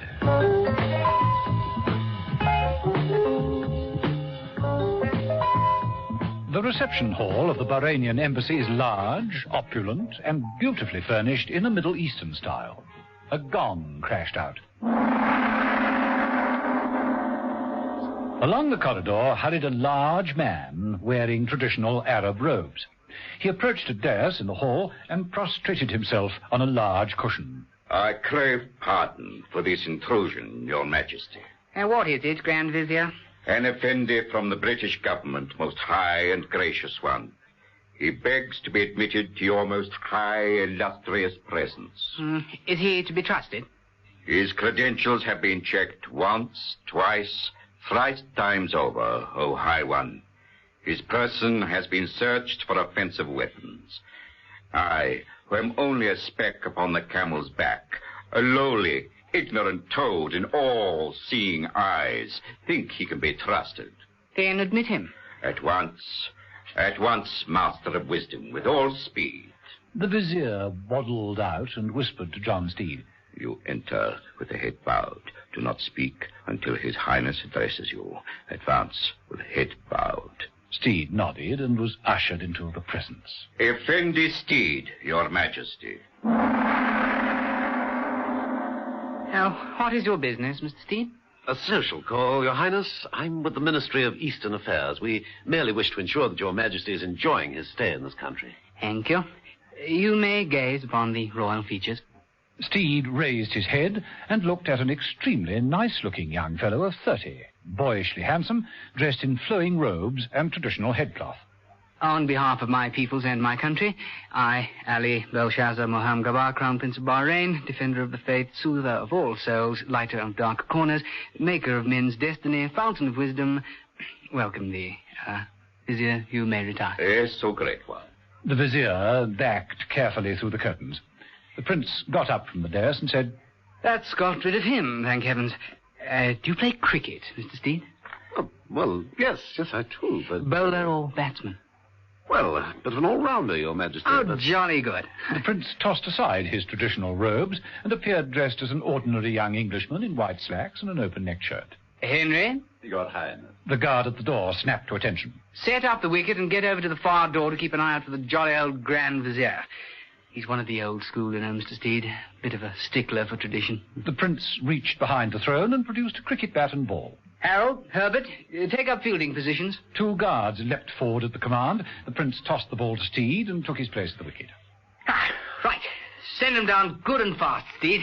Come on, that's a royal command from the Fountain of Wisdom and all that stuff. Oh, very well, Your Highness. Steed shrugged his shoulders, paced away to the end of the hall, and started to bowl.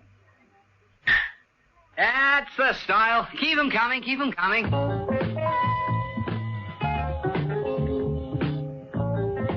While Steed was playing cricket with the Crown Prince, Mr. Arkady, the curiously healthy Turkish gentleman, was in the health centre again. He was lying on a slab under a sunray lamp and wearing nothing but dark glasses.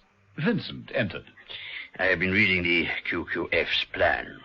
I have no doubt that if we follow the instructions as laid down, you will penetrate the security of the Bahrainian embassy, and it will all work out very smoothly. Hopkirk certainly knows his business. Knew his business? Quite. As you say, knew. Are you ready to go? Yes, Mr. Arkady. I've overlooked nothing, except the payoff. Arkady regarded him distastefully through his dark glasses and picked up a towel. He unrolled it and revealed a pile of notes. Vincent picked up the pile eagerly, then reacted amazed. The notes had been neatly cut in halves. Arkady gently retained one half with an elegant finger. A half now, and the other half when the job is done. Those were the agreed terms. Yes, but when you said half, I thought you meant... I expected half the amount. Not... We must try to trust one another, my dear Vincent. We really must. Now, take your time about the job. A sure aim. And one nice big bang.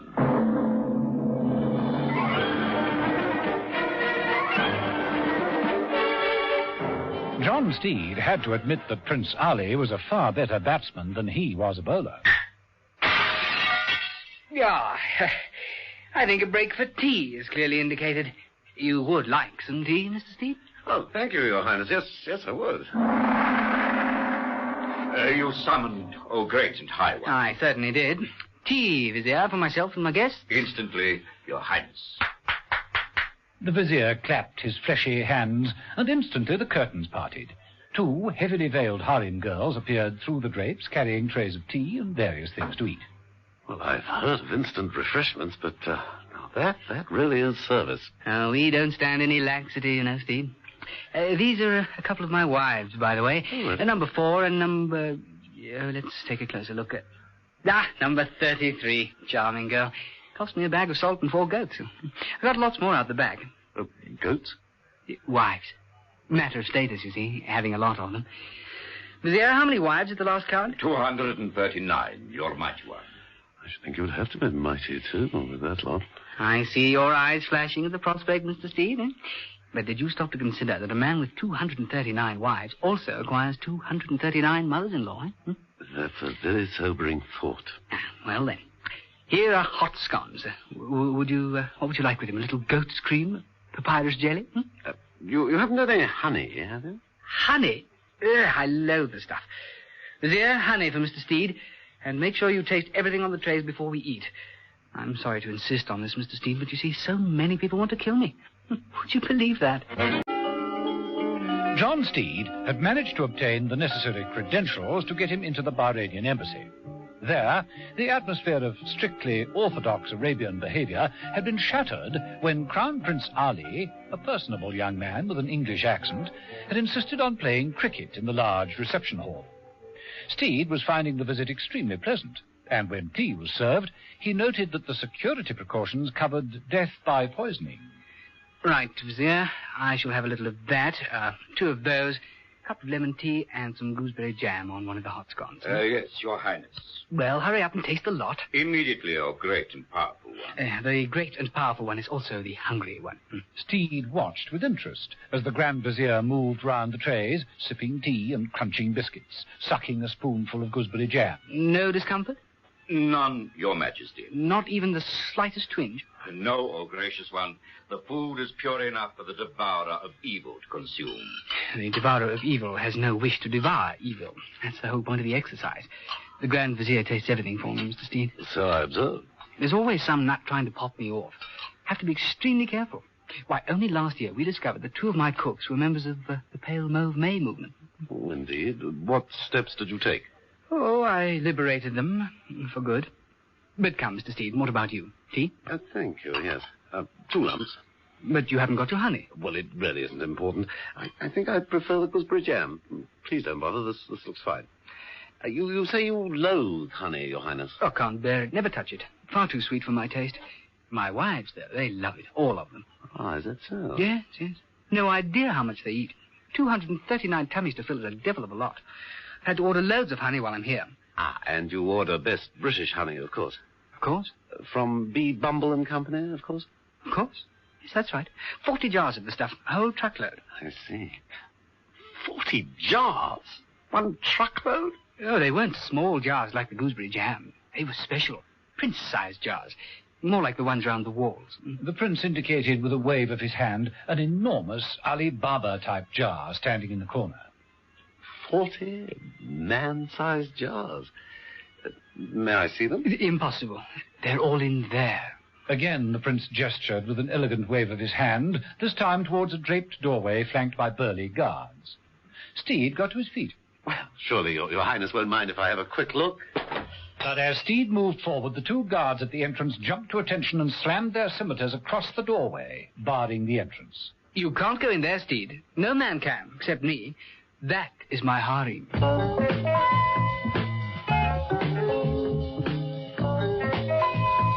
Shortly after this, Steed admitted defeat and went home. Mrs. Peel was waiting for him. He outlined his ideas to her.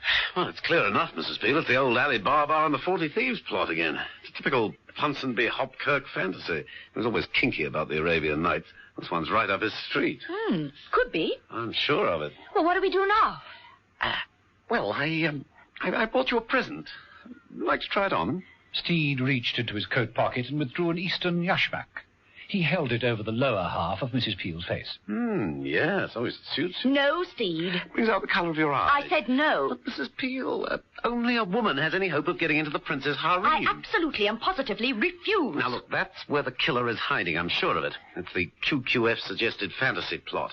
The assassin is concealed in one of those 40 jars. The rest are all honey, but one has a killer concealed in it. Now, look, I can't get in there, and you can. No, Steed. I'm not joining anyone's harem. The prince is quite good-looking, young, attractive, and rich. I don't care if he's Paul Newman. The answer's still no. Well, but if Prince Ali is murdered and you have to go through the rest of your life thinking, if only I had agreed to help. Now, see, that's not fair. That's blackmail, and I... All right.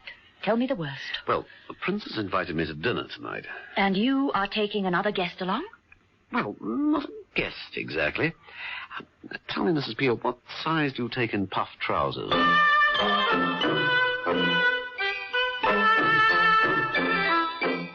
Later that day, in the health centre, Arkady, the Turk, had finished bathing and was dressing for dinner.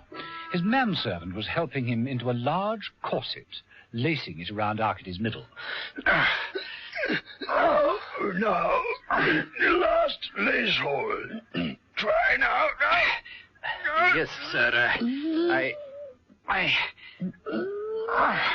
I not wish to hurt you. Oh, when I say go.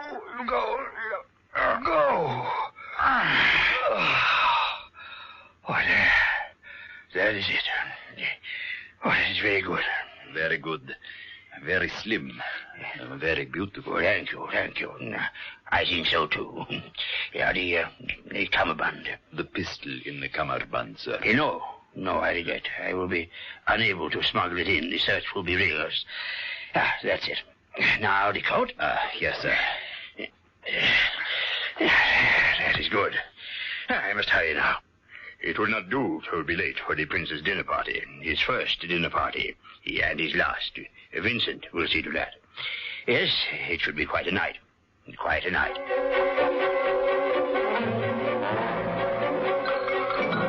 The reception hall at the Bahrainian embassy had been prepared for a sumptuous feast. The prince, clad in resplendent ceremonial robes, was seated on a cushion at the head of the feast. John Steed, in black tie, was seated next to him. The Grand Vizier was kept busy introducing the guests. I'm extremely flattered to be asked to your dinner party and be allowed such a place of honor, Your Highness. It's my pleasure, old boy. I haven't met anyone in this country who bowls leg breaks as well as you do. These things are important, you know. Don't you think so? Has the Grand Vizier tasted all this food? Well, of course. No wonder he's putting on weight. Allow me to offer you this delicacy. Mountain rat's tails in aspic. Well, actually, I'm trying to give them up. A habit forming. Your Highness, may I be allowed to present my compliments? Arcady, nice to see you again. Oh, it was most gracious of you to invite me, sir. I trust Your Highness is in excellent health. Indeed I am. Oh, Mr. Steed, may I present Mr. Arcady? Mr. Steed, I'm delighted to know. Mr. Steed is a rival of yours, Arcady. He's from the British government. Oh, then congratulations. You beat us to it. Oh? The oil concessions. My country hopes to obtain them in exchange for our military protection. Oh, I understand. Your Highness, as this feast seems to have satisfied the inner man, might I be allowed to provide a little entertainment to follow it? Oh, by all means, Mr. Steed. Be seated, Arcady. Continue, Mr. Steed. Thank you. Very well. Steed rose and made a gesture to one of the guards, who struck the gong. Your Highness, with your permission, may I present to you and your guests the Star of the East, Emma. The curtains parted, and Mrs. Peel, heavily veiled and dressed as a harem dancer, snaked into the room to the accompaniment of suitable music. The prince leaned forward with interest as Mrs. Peel began to dance, removing one veil after another.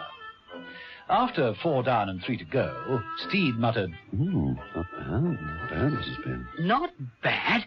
She's splendid. I am pleased. Well pleased. The prince leaned forward and licked his lips as the dance ended.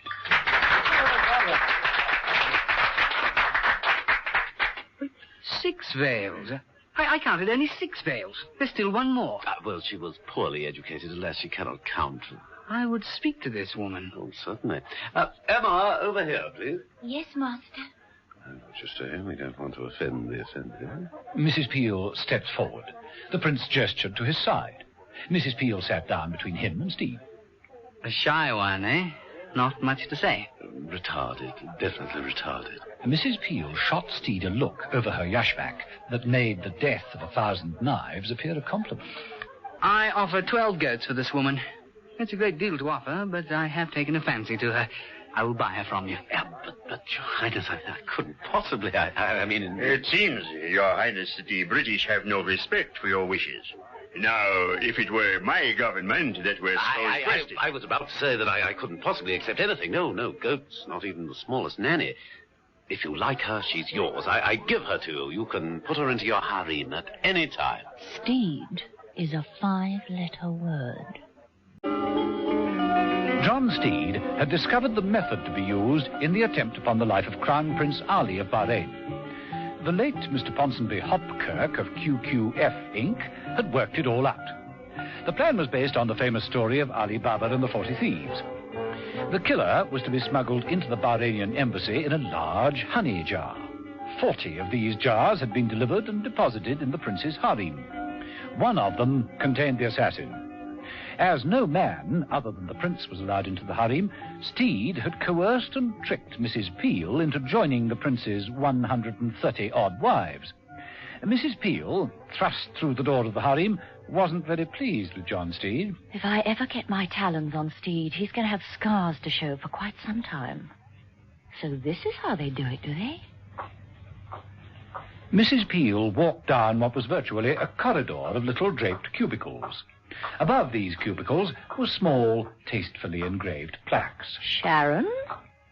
Mona? Ruth? Oh, dear. All we need to come across now is a duty roster. Mrs. Peel walked the length of the corridor and, opening another small door, found herself in a large storeroom. Storeroom. This is more like it. Ah, large ornamental jars. Approaching the jars cautiously, Mrs. Peel inspected them. Bumble's best honey keeps your strength up. Well, let's see what it contains. Honey, all right. Well, if there's a man hidden in there, I don't fancy his chances. 1 down, 39 to go.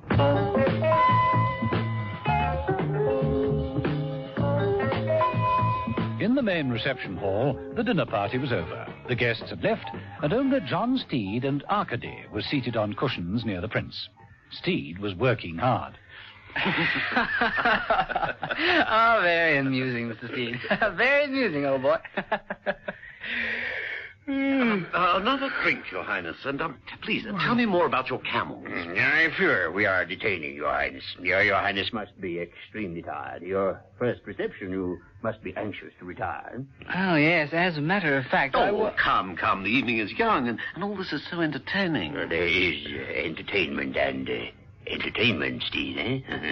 Yes, well, before we take our leave, may I be allowed to offer Your Highness a small gift? Steed produced a small portable tape recording machine and placed it next to the prince. Just press the button, Your Highness. Oh, like this? Strokes it into the covers, and Karoo feels there's no run. Ah, cricket. 216 for 5. Cricket. 80 runs behind. And Gibbs again into bowl to close. It's a full commentary of the last test match. That is kind, most kind. We're pleased to accept, Mr. Steed. Do you play cricket, Mr. Arcady? No, alas, no, I don't. Oh, it's the most pleasant of games. Actually, this is a double tape. You press this button on the other side, and it plays the second track, like this. It's specially recorded for you, Your Highness. Oh, very nice. Makes me quite homesick.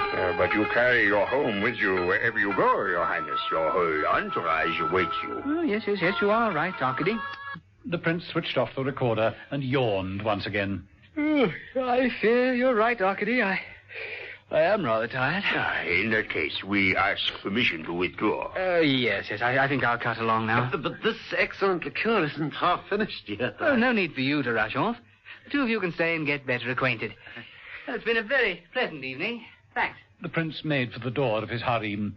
Steed moved after him. But Your Majesty, Stay! The prince disappeared inside. The door closed. The guards barred Steed's way with crossed scimitars. You're on your own now, Mrs. Peel.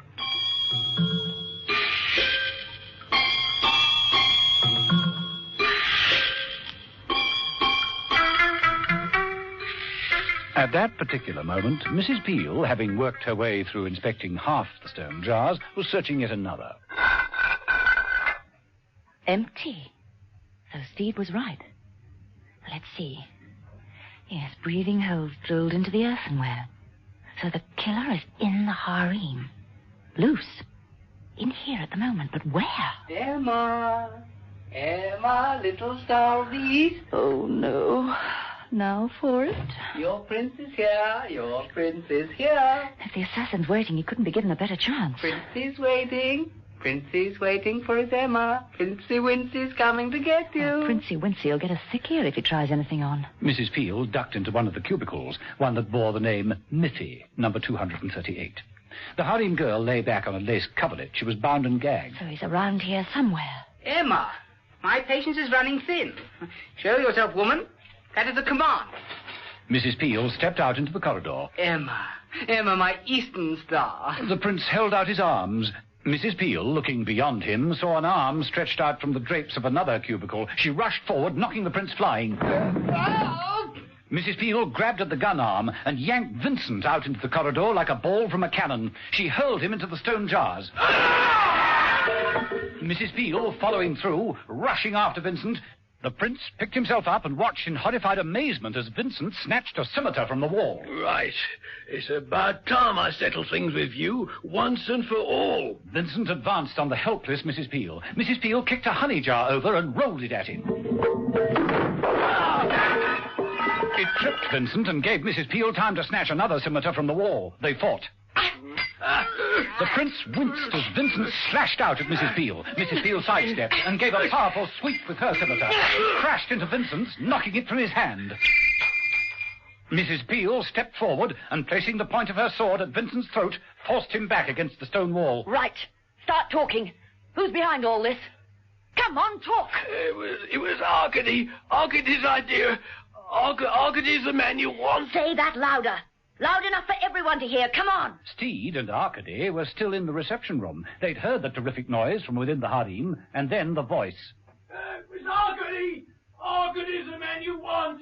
He planned to kill the prince. I'll prove it. Steed looked at Arcady, who made for the exit. Steed grabbed him. No, you don't. Steed got hold of Arcady's evening jacket by the sleeves. Arcady merely slipped out of the coat and legged it for the exit just as Mrs. Peel, having stopped only to lay out Vincent with the flat of her scimitar, appeared from the harem. Steed?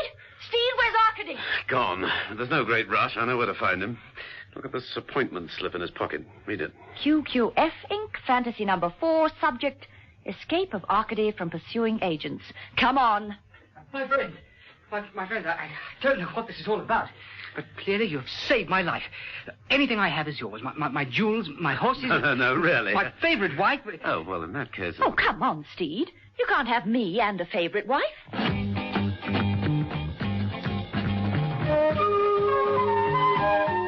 In the QQF, Arcady ransacked the drawers of the desks and searched all the filing cabinets, spilling papers all over the place. Eventually, he found what he was looking for. A forged passport and an airplane ticket just in time. Just too late. What? Arcady swung round, gun at the ready, but Mrs. Peel, who was standing quite close, holding the trick Aladdin's lamp, merely smiled sweetly and gave the lamp a rub. Arcady recoiled with surprise, and through the smoke haze, John Steed appeared with his umbrella.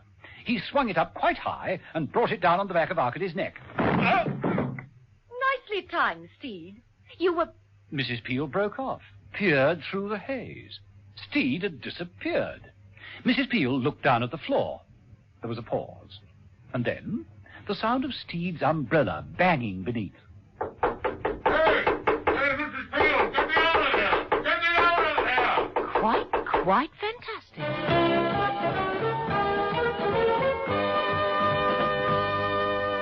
Some days later, sitting on the carpet in Steed's apartment. Well, Prince Ali signed the oil treaty. It's amazing. After all, we didn't succeed in keeping the murder attempt from him, did we? Yes, the top brass weren't too pleased about it, actually. We got a firm lecture. Oh, well. It was bound to happen someday. I always knew we'd end up on the carpet. Ah, but if you're with me, it's always a magic carpet, Mrs. Peel. Goat's milk or champagne?